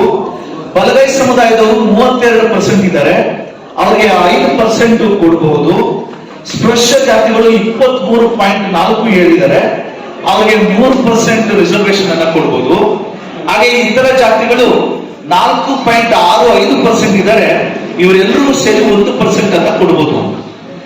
ಆದ್ರೆ ಇದ್ಯಾವುದರ ಬಗ್ಗೆನೂ ಯಾವ ಸರ್ಕಾರಗಳು, ನಂತರ ಬಂದಂತ ಸದಾನಂದ ಗೌಡರ ನಂತರ ಬಂದಂತ ಕಾಂಗ್ರೆಸ್ ಸರ್ಕಾರ ಇರ್ಬೋದು, ಅಥವಾ ಎಚ್ ಡಿ ಕುಮಾರಸ್ವಾಮಿಯವರ ಸಮ್ಮಿಶ್ರ ಸರ್ಕಾರ ಇರ್ಬೋದು, ಯಡಿಯೂರಪ್ಪನವರ ಬಿಜೆಪಿ ಸರ್ಕಾರ ಇರ್ಬೋದು, ಹೇಗೆ ಇದನ್ನ ಯಾವ ರೀತಿ ಒಡೆದು ಆಳುವ ರೀತಿಯನ್ನ ಮಾಡಿ. ನನಗೊಂದು ಆಶ್ಚರ್ಯ ಆಗುತ್ತೆ, ಒಳ ಮೀಸಲಾತಿ ವಿಚಾರ ಇದು ಎಡಗೈ, ಬಲಗೈ ಮತ್ತು ಪರಿಶಿಷ್ಟ ಜಾತಿಗಳಿಗೆ ಸಂಬಂಧಪಟ್ಟ ವಿಚಾರ. ನಾವು ಎಷ್ಟೇ ಮಾತಾಡಲಿ, ಈ ತರದ ಚಿಂತನ ಮಂಥನಗಳು 100,000 ಮಾಡಲಿ, ಆದ್ರೆ ಯಾವ ಸರ್ಕಾರಗಳು, ಯಾವ ಒಕ್ಕಲಿಗರು, ಯಾವ ಲಿಂಗಾಯತರು, ಯಾವ ಮನುವಾದಿಗಳು ತಲೆ ಕೆಡಿಸ್ಕೊಳ್ತಿಲ್ಲ. ಯಾಕಂದ್ರೆ ಅದು ನಮ್ಮ ಸಮಸ್ಯೆ, ಅದು ಅವ್ರ ಸಮಸ್ಯೆ ಅಲ್ಲ, ಇದು ನಮ್ಮ ಸಮಸ್ಯೆ ಆಗಿರೋದ್ರಿಂದ. ಈಗ JDS ದೇವೇಗೌಡರ ಹತ್ರ ಹೋದಾಗ ಅವರು ಏನ್ ಹೇಳ್ತಾ ಇದ್ದಾರೆ ಅಂತಂದ್ರೆ, ನೋಡಿ ಬಲಗೈಯವರು ಹೆಚ್ಚಿದ್ದಾರೆ, ಬಲಗೈಯವರಿಗೆ ಒಳ ಮೀಸಲಾತಿ ಕೊಡಬೇಕು, ನೀವು ಹೋರಾಟ ಮಾಡಿ ನಾನು ಕೊಡ್ತೀನಿ ಅಂತ. ಆಮೇಲೆ ಸಿದ್ದರಾಮಯ್ಯನವರು ಏನ್ ಹೇಳಿದ್ರು ಅಂದ್ರೆ, ನಮ್ಮ ಕಾಂಗ್ರೆಸ್ ಪಾರ್ಟಿಯಲ್ಲಿ ಎಡಗೈ ಬಲಗೈ ಇಬ್ರು ಸಮುದಾಯಗಳಿದ್ದಾರೆ, ನೀವಿಬ್ರು ಒಂದು ಕಡೆ ಕುಳಿತು ಮಾತಾಡಿ ಬಗೆಹರಿಸ್ಕೊಂಡು ನಮ್ಮ ಹತ್ರ ಬನ್ನಿ, ನಾವು ಬಗೆಹರಿಸ್ತೀವಿ. ಎಡಗೈ ಬಲಗೈ ಇವರು ಒಂದಾಗೋದಿಲ್ಲ ಅಂತ ಸಿದ್ದರಾಮಯ್ಯ ಅವರಿಗೆ ಗೊತ್ತಿದೆ. ಆ ಕಾರಣದಿಂದ ಅವ್ರು ಯಾರು ಈಗ ಕುರುಬ ಸಮುದಾಯ ST ಸಮುದಾಯಕ್ಕೆ ST ಸ್ಟೇಟಸ್ ಕೊಡಬೇಕು ಅಂತ ಕೇಳ್ತಾ ಇದ್ದಾರೆ. ಒಂದೇ ಒಂದು ರೀಸನ್ ಏನ್ ಗೊತ್ತಾ, ಯಾಕೆ ಸೇರಿಸ್ಬೇಕು ಅಂತ? ಒಕ್ಕಲಿಗರ ನಂತರ, ಲಿಂಗಾಯತರ ನಂತರ ಪರಿಷ್ಠ ಜಾತಿಗಳ ಮೇಲೆ ದೌರ್ಜನ್ಯ ಮಾಡ್ತಾ ಇರ್ತಕ್ಕಂತ ಒಂದು ಪ್ರಬಲ ಸಮುದಾಯ ಅದು ಕುರುಬ ಸಮುದಾಯ ಉತ್ತರ ಕರ್ನಾಟಕದಲ್ಲಿ. ಅವ್ರಿಗೆ SC ಸ್ಟೇಟಸ್ ಕೊಟ್ಬಿಟ್ರೆ ಅಟ್ರಾಸಿಟಿ ಕೇಸ್ ಬುಕ್ ಆಗೋದಿಲ್ಲ ಅವ್ರ ಮೇಲೆ. ಈ ಕಾರಣಕ್ಕೆ ST ಸ್ಟೇಟಸ್ ಅವ್ರು ಡಿಮಾಂಡ್ ಮಾಡ್ತಾ ಇದ್ದಾರೆ. ನಾನು ಏನಾದ್ರು ಬರ್ತಾ ಇದ್ದೀನಿ ಅಂತಂದ್ರೆ, ಅವ್ರು ಯಾರಿಗೂ ಒಳ ಮೀಸಲಾತಿಯನ್ನ, ಈ ಸಮಸ್ಯೆಯನ್ನ ಬಗೆಹರಿಸಬೇಕು ಅಂತ ಹೇಳಿ ಅವ್ರಿಗೆ ಇಷ್ಟ ಇಲ್ಲ. ಇದರ ನಡುವೆ ಮಠಾಧೀಶರು ಸೇರಿದಂತೆ ವಿರೋಧ ಮಾಡ್ತಾ ಇದ್ದಾರೆ. ಏನು ವಿರೋಧ ಮಾಡ್ತಾ ಇದ್ದಾರೆ ಅಂತಂದ್ರೆ, 200 ಕೋಟಿ ಖರ್ಚು ಮಾಡಿ ಕಾಂತರಾಜ್ ವರದಿ ಅಂತ ಜಾತಿ ಜನಗಣತಿ ಮಾಡಿದ್ದಾರೆ. ಅದು ಲೀಕ್ ಆಗಿದೆ ರಿಪೋರ್ಟ್. 1,05,00,000 SCಗಳಿದ್ದಾರೆ, 56 ಲಕ್ಷ STಗಳಿದ್ದಾರೆ, 1.25 ಕೋಟಿ SC/STಗಳಾದ್ರು, 75 ಲಕ್ಷ ಮುಸಲ್ಮಾನರಿದ್ದಾರೆ, 2.25 ಕೋಟಿ ಆಯ್ತು. ಹಾಗೇನೆ ಒಕ್ಕಲಿಗರು ಲಿಂಗಾಯತರು ಎಷ್ಟಿದ್ದಾರೆ ಅಂತಂದ್ರೆ ಎರಡೂ ಸೇರಿಸಿದ್ರು 1 ಕೋಟಿ ಆಗೋದಿಲ್ಲ. ಈ ವರದಿ ಜಾತಿ ಗಣತಿ ಆಚೆ ಬಂತು ಅಂತಂದ್ರೆ, ಅದು ಬಿಡುಗಡೆ ಆಯ್ತು ಅಂತಂದ್ರೆ, ಇಲ್ಲಿ ಎಲ್ಲಾ ಪಕ್ಷಗಳಲ್ಲಿ ದಲಿತ ಮುಖ್ಯಮಂತ್ರಿ ಬಗ್ಗೆ ಡಿಮಾಂಡ್ ಬರುತ್ತೆ ಅನ್ನೋ ಕಾರಣಕ್ಕೆ ಈ ಜಾತಿ ಗಣತಿಯನ್ನ, ವರದಿಯನ್ನ ನೀವು ಅಕ್ಸೆಪ್ಟ್ ಮಾಡ್ಕೋಬಾರ್ದು, ನೀವು ಮತ್ತೆ ಗಣತಿಯನ್ನ ಮಾಡಬೇಕು ಅಂತ ಹೇಳಿದ್ದಾರೆ. ನಾನು ಒಬ್ಬ ರಾಜ್ಯಶಾಸ್ತ್ರದ ವಿದ್ಯಾರ್ಥಿಯಾಗಿ ನನಗೆ ಏನ್ ಅನ್ಸುತ್ತಂತಂದ್ರೆ, ನಾಗಮೋಹನ ದಾಸೋಹ ಸಮಿತಿಯನ್ನು ರಚನೆ ಮಾಡಿದ್ದಾರೆ ಈಗಿನ ಕಾಂಗ್ರೆಸ್ ಸರ್ಕಾರ. ಅದು ಕಣ್ಣೊರೆಸುವ ಕಣ್ಣೀರನ್ನ ಒರೆಸುವ ಒಂದು ತಂತ್ರ ಅಷ್ಟೇ. ಮುಸಲ್ಮಾನರಿಗೆ ಬಿಜೆಪಿ ಸರ್ಕಾರ 4% ಮುಸಲ್ಮಾನರಿಗೆ ಇದ್ದಂತ ಮೀಸಲಾತಿಯನ್ನ ಕ್ಯಾಬಿನೆಟ್ ಅಲ್ಲಿ ತೀರ್ಮಾನ ಮಾಡಿ 4% ಕ್ಯಾನ್ಸಲ್ ಮಾಡಿ ಅದನ್ನ OBC ಲಿಸ್ಟ್ ಅಲ್ಲಿ ಕೊಡ್ತಾರೆ, ಹೆಚ್ಚುವರಿ ಕೊಡ್ತಾರೆ. ಈಗಲೂ ಬದ್ಧತೆ ಇದೆ ಸರ್ಕಾರಕ್ಕೆ ಒಳ ಮೀಸಲಾತಿಯನ್ನು ಕೊಡಬೇಕು ಅಂತ ಕ್ಯಾಬಿನೆಟ್ ಅಲ್ಲಿ ತೀರ್ಮಾನ ಮಾಡಬಹುದು. ಸುಮಾರು ಪ್ರಕರಣಗಳಲ್ಲಿ ನಾಗಸಿದ್ದರ್ ಸರ್ ಎಕ್ಸಾಂಪಲ್ ಕೊಟ್ಟರು, ಸುಪ್ರೀಂ ಕೋರ್ಟ್ ರಿಜೆಕ್ಟ್ ಮಾಡ್ತು, ರದ್ದುಪಡಿಸ್ತು ಅಂತ. ಸರ್ಕಾರಗಳು ಏನ್ ಮಾಡ್ಬೇಕು ಅಂದ್ರೆ, ಕೇಂದ್ರ ಮತ್ತು ರಾಜ್ಯ ಸರ್ಕಾರಗಳಿಗೆ ಬದ್ಧತೆ ಇದ್ರೆ ಕಾನೂನನ್ನ ಮಾಡಿ 9th ಶೆಡ್ಯೂಲ್ಗೆ ಸೇರಿಸಬೇಕು. ತಿದ್ದುಪಡಿನೇ ಆಗೋದಿಲ್ಲ ಅದು. ಅಷ್ಟು ಬದ್ಧತೆಯನ್ನ ನಾವು ನಿರೀಕ್ಷೆ ಮಾಡೋದು ತಪ್ಪು. ಯಾಕಂದ್ರೆ ಅವರು ನಮ್ಮ ಅಭಿವೃದ್ಧಿಯನ್ನ ಅವರು ಬಯಸೋದಿಲ್ಲ. ಆ ಕಾರಣದಿಂದ ಈಗ ನಮ್ಮ ಮುಂದೆ ಇರ್ತಕ್ಕಂಥ ಸವಾಲುಗಳು ಏನು ಅಂತಂದ್ರೆ, ಒಳ ಮೀಸಲಾತಿ ಹೋರಾಟ ಮಾಡಿದ್ರೆ ನಮಗೆ ಮೀಸಲಾತಿ ಸಿಗೋದಿಲ್ಲ, ಮೀಸಲಾತಿ ಕಂಪ್ಲೀಟ್ ಆಗಿ ಸಿಗೋದಿಲ್ಲ. ಖಾಸಗೀಕರಣದಲ್ಲಿ ಹೆಚ್ಚು ಕೆಲಸ ಇದೆ, ಗವರ್ಮೆಂಟ್ ಅಲ್ಲಿ ಕೆಲಸ ಕಡಿಮೆ ಇದೆ. ನಾವು ತುಂಬಾ ಕಡಿಮೆ ಕೆಲಸಗಳಿಗೆ ನಾವು ಹೋರಾಟ ಮಾಡಬೇಕಾಗುತ್ತೆ. ಬಟ್ ಒಳ ಮೀಸಲಾತಿಯಿಂದ ಏನು ಪ್ರಯೋಜನ ಆಗುತ್ತೆ ಅಂತಂದ್ರೆ, ನಾವು ಇಡೀ ರಾಜ್ಯಾದ್ಯಂತ ಜಾಗೃತಿಯನ್ನ ಮೂಡಿಸಿ ಎಡಗೈ ಬಲಗೈ ಮತ್ತು ಎಲ್ಲಾ ಸಮುದಾಯದವರಿಗೆ ಒಳ ಮೀಸಲಾತಿ ಈ ವಿಚಾರವನ್ನ ಎಲ್ಲ ಪಕ್ಷಗಳು ಒಂದು ವಿಚಾರ ಅವರು ಗಾಢವಾಗಿ ಮಾಡಿಕೊಂಡು ಎರಡು ಎಡಗೈ ಮತ್ತು ಬಲಗೈ ಬಗ್ಗೆ ಮಾತಾಡ್ತಾ ಇರ್ತಕ್ಕಂಥ ಈ ಪುಡಿಗೈಗಳು ಯಾರು ಅಂತಂದ್ರೆ ನಮ್ಮನ್ನ ಆಡ್ತಾ ಇರ್ತಕ್ಕಂಥವ್ರು, ಅವರ ಸಂಖ್ಯೆ ಬಹಳ ಕಡಿಮೆ. ನಾವು ಅವರನ್ನ ಎಕ್ಸ್ಪೋಸ್ ಮಾಡಬೇಕಾಗಿದೆ. ಅಂದ್ರೆ ಒಟ್ಟಾರೆಯಾಗಿ ನಾವು ಸಂಘಟನೆ ಆಗದೆ ನಾವು ಎಷ್ಟೇ ಒಳ ಮೀಸಲಾತಿ ಬಗ್ಗೆ ಮಾತಾಡಿದ್ರೂ ಅದು ಪ್ರಯೋಜನ ಆಗುದಿಲ್ಲ. ಒಳ ಮೀಸಲಾತಿ ಬೇಕೋ ಬೇಡವೋ, ಮೀಸಲಾತಿ ಬೇಕೋ ಬೇಡವೋ ಅಂದ್ರೆ ನಾವು ಮುಖ್ಯವಾಹಿನಿಗೆ ಬಂದ್ರೆ ಮೀಸಲಾತಿ ಒಳ ಮೀಸಲಾತಿ ಅಪ್ರಸ್ತುತ ಆಗ್ಬಿಡುತ್ತೆ. ನಾವು ಮುಖ್ಯವಾಹಿನಿಗೆ ಬಂದ್ಬಿಟ್ರೆ ಅವೆರಡು ಅಪ್ರಸ್ತುತ ಆಗ್ಬಿಡುತ್ತೆ. ನಾವು ಮುಖ್ಯವಾಹಿನಿಗೆ ಬಂದಿರೋದೇ ಈಗ ನಾವು ಒಳ ಮೀಸಲಾತಿ ಬಗ್ಗೆ ಅಥವಾ ಪ್ರಮೋಷನಲ್ ರಿಸರ್ವೇಶನ್ ಬಗ್ಗೆ ನಾವು ಮಾತಾಡ್ಕೊಂಡೇ ಇದ್ದೀವಿ. ಈ ನಿಟ್ಟಿನಲ್ಲಿ ಒಟ್ಟಾರೆಯಾಗಿ ರಾಜಣ್ಣನವರ ನೇತೃತ್ವದಲ್ಲಿ ಒಂದು ತಿಂಗಳಿಗೊಮ್ಮೆ ಅಥವಾ 2 ತಿಂಗಳಿಗೊಮ್ಮೆ, ಯಾಕಂದ್ರೆ ಕರ್ನಾಟಕ ರಾಜ್ಯದಲ್ಲಿ ಕೋಲಾರದಲ್ಲೇ ಹೋರಾಟದ ಬೀಜವನ್ನ ಬಿತ್ತನೆ ಮಾಡಿರ್ತಕ್ಕಂಥದ್ದು ಮತ್ತು ರಾಮಣ್ಣ ಸರ್ ಸಹ ಇಲ್ಲಿದ್ದಾರೆ, ಕೋಲಾರದಲ್ಲಿದ್ದಾರೆ. ಬಹಳ ಹಿರಿಯರು ಸಾಹಿತಿಗಳು, ಅವರ ಮಾರ್ಗದರ್ಶನದಲ್ಲಿ ನೇತೃತ್ವದಲ್ಲಿ ಮತ್ತೆ ನಿಮ್ಮಂತ ಯುವಕರು ಇಲ್ಲಿ ಮತ್ತೆ ಚಳವಳಿಯನ್ನ ಕಟ್ಟಬೇಕು, ಒಂದು ವಿಚಾರ ಮಂಥನದ ಮುಖಾಂತರ ನಮ್ಮ ಸಮುದಾಯಗಳನ್ನ ಒಟ್ಟಿಗೆ ಸೇರಿಸಬೇಕು ಅನ್ನೋ ನಿಟ್ಟಿನಲ್ಲಿ ಪ್ರಾಮಾಣಿಕವಾಗಿ ಸಕಾರಾತ್ಮಕವಾಗಿ ಆಲೋಚನೆ ಮಾಡ್ತಾ ಇದ್ದೀರಿ. ನಿರಂತರವಾಗಿ ನಮ್ಮ ಸಂಪರ್ಕ, ನಮ್ಮ ಸಹಕಾರ, ಪ್ರೋತ್ಸಾಹ ತಮಗೆ ಇರುತ್ತೆ. ಇಂತಹ ಕಾರ್ಯಕ್ರಮಗಳು ನನಗೆ ರಾಜಣ್ಣವರು ಹೇಳಿದಾಗೆ ಎಲ್ಲ ತಾಲೂಕುಗಳಿಂದ ನಾವು ನಮ್ಮ ಸಮುದಾಯದ ನಾಯಕರನ್ನ, ವಿದ್ಯಾರ್ಥಿಗಳನ್ನ, ಯುವಕರನ್ನ, ಮಹಿಳೆಯರನ್ನ ನಾವು ಇನ್ವೈಟ್ ಮಾಡಿದೀವಿ ಅಂತ ಹೇಳಿದ್ರು. ಸೊ ಈ ತರದ ಒಂದು ಕ್ಲಾರಿಟಿ ನಾನು ಮಾತಾಡಿದ್ಮೇಲೆ, ರಾಮಯ್ಯ ಸರ್ ಅಧ್ಯಕ್ಷೀಯ ಮಾತುಗಳನ್ನ ಮಾತಾಡಿದ್ಮೇಲೆ ಚಿಂತನ ಮಂಥನ ಅಂತ ಹೇಳಿ ನಿಮಗೆ ಏನಾದ್ರೂ ಪ್ರಶ್ನೆಗಳಿದ್ರು ಆ ಪ್ರಶ್ನೆಗಳನ್ನ ತಾವು ಕೇಳಿ ಅಂತ ಹೇಳ್ತಾ, ಮತ್ತು ಯಾವ ಪ್ರಮಾಣದಲ್ಲಿ ಒಟ್ಟಾರೆ ಎಲ್ಲಾ ಸಮಸ್ಯೆಗಳಿಗೂ ರಾಜಕೀಯ, ಸಾಮಾಜಿಕ, ಶೈಕ್ಷಣಿಕ ಮತ್ತು ಸಾಂಸ್ಕೃತಿಕ ಎಲ್ಲ ಸಮಸ್ಯೆಗಳಿಗೂ ನಾವು ನಿರಂತರವಾಗಿ ಜಾಗೃತಿ ಮೂಡಿಸಿ ಸಂಘಟನೆ ಮಾಡೋದ್ರಲ್ಲಿ ಅಡಕವಾಗಿದೆ ಅನ್ನೋ ಮಾತನ್ನ ನಾನು ಹೇಳ್ತಾ ಬಹಳ ತಾಳ್ಮೆಯಿಂದ ಸಲಹೆ ಪ್ರತಿಮೆಗಳು ಮತ್ತು ಚಿತ್ರಗಳಿರುವಂತ ಅಂತಾರಾಷ್ಟ್ರೀಯ ಒಂದು ವಸ್ತು ಪ್ರದರ್ಶನ ಬಾಬಾ ಸಾಹೇಬ್ ಹೋಗ್ತಾರೆ, ನೋಡ್ತಾರೆ, ಮೈಮಾತು ಬಿಡ್ತಾರೆ, ರದ್ದು ಹೇಳ್ತಾನೆ, ಎಲ್ಲೇ ಮಾತು ಬಿಡ್ತಾರೆ, ನಮ್ಮ ಔಷಧಿ ಕೊಡ್ಬೇಕು, ಮನೆಗೆ ಹೋಗ್ಬೇಕು ಅಂತ ಎಚ್ಚರಿಸ್ತಾರೆ. ಬಾಬಾ ಸಾಹೇಬ್ರೆ ಔಷಧಿ ಇನ್ನೊಂದು ನೀರಿಲ್ಲ ಅಂತ ಹೊರಗೆ ಬರ್ತಾರೆ, ವಾಪಸ್ ಬರ್ತಾರೆ, ಕಾರ್ ಹತ್ರ ಬರ್ತಾರೆ. ಕಾರ್ ಹತ್ರ ಶಾಸ್ತ್ರಿ ಇರ್ತಾರೆ, ಅವರು ನಮ್ಮ ಶಿಷ್ಯ ಅನುಯಾಯಿ ಶಾಸ್ತ್ರಿ ಇರ್ತಾರೆ. ಶಾಸ್ತ್ರಿ ಏನ್ ನೀನ್ ನೋಡಿಯಾ? ಹೌದು ಬಾಬಾ ಸಾಹೇಬ್ರೆ, ಈಗಾಗಲೇ ಅವ್ರು ನೋಡ್ಕೊಂಬಂದೆ. ಹೌದು ಬುದ್ಧನ್ ನೀನ್ ನೋಡ್ಕೊಂಬಂದೆ ತಾನೆ? ನೋಡ್ಕೊಂಬಂದೆ. ದಾರಿಲು ಅಂತ ಕಾರ್ ಹತ್ತಾರೆ, ಡ್ರೈವ್ಗೆ ಹೋಗ್ತಾರೆ. ಅವ್ರು ಕನಾಟ್ ಪ್ಲೇಸ್ ತಿಳಿಸಿ ಹೋಗ್ತಾರೆ, ಯಾಕಂದ್ರೆ ಸೆಕೆಂಡ್ ಹ್ಯಾಂಡ್ ಸ್ಟ್ಯಾಂಡ್ಸ್ ಅಲ್ಲಿ ಬುಕ್ ಹುಡುಕ್ಬೇಕು ಅಂತ. ಔಷಧಿ ಮಾತ್ರ ಅಲ್ಲ, ಅಲ್ಲಿ ತಿರುಗಿಸು ಅಂತಾರೆ ಡ್ರೈವರ್ಗೆ. ಕಾರ್ ಹೋಗ್ತಿರ್ತದೆ, ಶಾಸ್ತ್ರಿ ಕೇಳ್ತಾರೆ. ಅದೆಲ್ಲ ಸರಿ ಬಾಬಾ ಸಾಹೇಬ್ರೆ, ಯಾಕೆ ಒಂದೊಂದು ದೇಶದ ಒಂದೊಂದು ಭಾಗದ ಬುದ್ಧನ ಕಣ್ಣುಗಳು ಬೇರೆ ಬೇರೆ ರೀತಿ ಇದೆ, ಯಾಕೆ? ಚೈನಾ ದೇಶದ ಬುದ್ಧನಿಗೆ ಬೇರೆ ಕಣ್ಣಿರ್ತದೆ, ಟಿಬೇಟ್ ನಲ್ಲಿರುವಂತ ಬುದ್ಧನಿಗೆ ಬೇರೆ ಕಣ್ಣಿರ್ತದೆ, ಕ್ಯಾಂಬೋಡಿಯಾದ ಕಣ್ಣೆ ಬೇರೆ ಇರ್ತದೆ, ವಿಯೆಟ್ನಾಂ ಅಲ್ಲಿರೋ ಕಣ್ಣೆ ಬೇರೆ ಇರ್ತದೆ. ಯಾಕೆ ಅಂತ ಅದಕ್ಕೆ ನಕ್ಬಿಟ್ಟು ಬಾಬಾ ಸಾಹೇಬ್ ಹೇಳ್ತಾರೆ. ಏನ್ ಹೇಳ್ತಾರೆ ಅಂದ್ರೆ, ಬುದ್ಧ ಸತ್ತ 600 ವರ್ಷಗಳ ನಂತರ ಈ ಚಿತ್ರ ಬರೆಯಲಾಗಿದೆ. ಇವತ್ತು ಯಾವ ಬುದ್ಧನ ನಾವು ನೋಡ್ತಾ ಇದೀವಲ್ಲ, ಬುದ್ಧ ಇಲ್ಲದ ಮೇಲೆ 600 ವರ್ಷಗಳ ನಂತರ ಬುದ್ಧ ತತ್ವವನ್ನ ಅವರು ಚಿತ್ರ ಬಿಡುತ್ತಾರೆ. ಬುದ್ಧ ಅಲ್ಲ, ಬುದ್ಧ ವಯಸ್ಸಾಗ್ಬಿಟ್ಟಿರ್ತಾರೆ. ಆವಾಗ ಬಾಬಾ ಸಾಹೇಬ್ ಹೇಳ್ತಾರೆ, ಅದೆಲ್ಲ ಸರಿ, ಆದ್ರೆ ಇನ್ನೊಂದನ್ನ ಗಮನಿಸಿದ್ಯಾ ನೀನು ಬುದ್ಧನಲ್ಲಿ? ಏನು? ಎಲ್ಲ ಬುದ್ಧನ ಕಿವಿಗಳು ಅಗಲಕ್ಕಿರ್ತವೆ, ಯಾಕೆ ನೋಡಿದ್ಯಾ? ಇಲ್ಲ ಬಾಬಾ ಸಾಹೇಬ್, ಕೇಳಿಸ್ಕೊಳ್ಬೇಕು, ಅದೇ ಡೆಮಾಕ್ರಸಿ. ಆಲಿಸ್ಬೇಕು, ಕಿವಿಗಳನ್ನ ಅಗಲಗಳನ್ನು ಆಲಿಸ್ಬೇಕು. ನಾನು ಶಿಕ್ಷಣದಲ್ಲಿ ಮಕ್ಕಳ ಜೊತೆ ಕೆಲಸ ಮಾಡ್ತಾ ಇದ್ದೇನೆ. 3 ಅಂಶಗಳನ್ನ ಅವ್ರು ಹೇಳ್ತಾರೆ: ಆಲಿಸುವುದು, ಗ್ರಹಿಕೆ, ಅಭಿವ್ಯಕ್ತಿ, ಒಳ್ಳೆ ಶಿಕ್ಷಣದ ಗುಣಮಟ್ಟಕ್ಕೆ ಮಾನದಂಡಗಳು ಅಂತ ಹೇಳ್ತಾರೆ. ನೋಡೋದನ್ನ ನಾನು ಬರ್ದಿಲ್ಲ, ನಾನೀಗ ನೋಡೋದನ್ನು ಸೇರಿಸಿ ಬರೀತಾ ಇದ್ದೇನೆ, ಸಿದ್ಧಾಂತ ತಪ್ಪು ಅಂತ. ಸೊ ಹಂಗಾಗಿ ಆಲಿಸುವುದಿದೆಯಲ್ಲ, ಆಲಿಸ್ಬೇಕು. ನಮ್ಮದೇ ನುಡಿಗಳಿಗೆ ಆಲಿಸ್ಬೇಕು, ನಮ್ಮ ಪಕ್ಕದವ್ರ ನುಡಿಗಳಿಗೆ ಆಲಿಸ್ಬೇಕು. ಆ ನಂತರ ಓದೋದಿದೆಯಲ್ಲ, ನೋಡೋದಿದೆಯಲ್ಲ, ಅದನ್ನ ಯಾವುದನ್ನ ನೋಡ್ಬೇಕು, ಹೇಗೆ ನೋಡ್ಬೇಕು ಅನ್ನೋದನ್ನ ಅರ್ಥ ಮಾಡ್ಬೇಕು. ಬಾಬಾ ಸಾಹೇಬರನ್ನ ನೀವು ಇಷ್ಟೆಲ್ಲ ಮಾತಾಡಿದ್ರಲ್ಲ, ಅದು ನನಗೆ ಎಷ್ಟೆಲ್ಲ ಇದು ಸಿಕ್ತಿತ್ತು ಅಂತಂದ್ರೆ, ಎಜುಕೇಟ್ ಕಲ್ಚರಲಿ, ಅಜಿಟೇಟ್ ಅಗ್ರೆಸಿವ್ಲಿ. ಈ ಕಾಲಕ್ಕೆ ಅಗ್ರೆಸಿವ್ ಆಗಿರ್ಬೇಕು.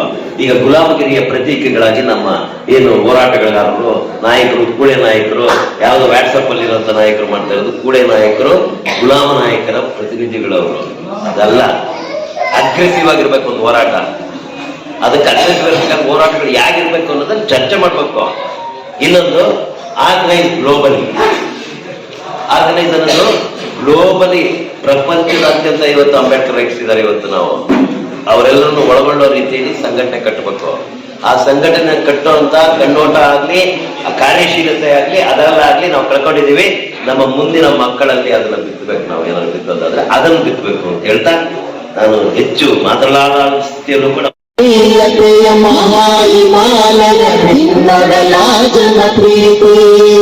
ಅಸಮಾನತೆಯನ್ನು ಅಳಿಸಿ ಹಾಕುತ್ತಿದ್ದೆ ನೀ ಕೊಟ್ಟ ಮೀಸಲಾತಿ. ಅಸಮಾನತೆಯನ್ನು ಅಳಿಸಿ ಹಾಕುತ್ತಿದ್ದೆ ನೀ ಕೊಟ್ಟ ಮೀಸಲಾತಿ. ಎಲ್ಲ ಜನರು ಒಂದೇ, ನೀಗ ಭಾರತಕ್ಕೆ ತಂದೆ.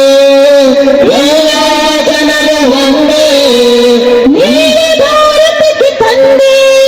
ನೀ ನೀವೇ ಸರ್ವ ಜನನಾಯಕ, ನಿಮಗೆ ನೀವೇ ಸಮಬೋಧಿತೋತ್ತಮ.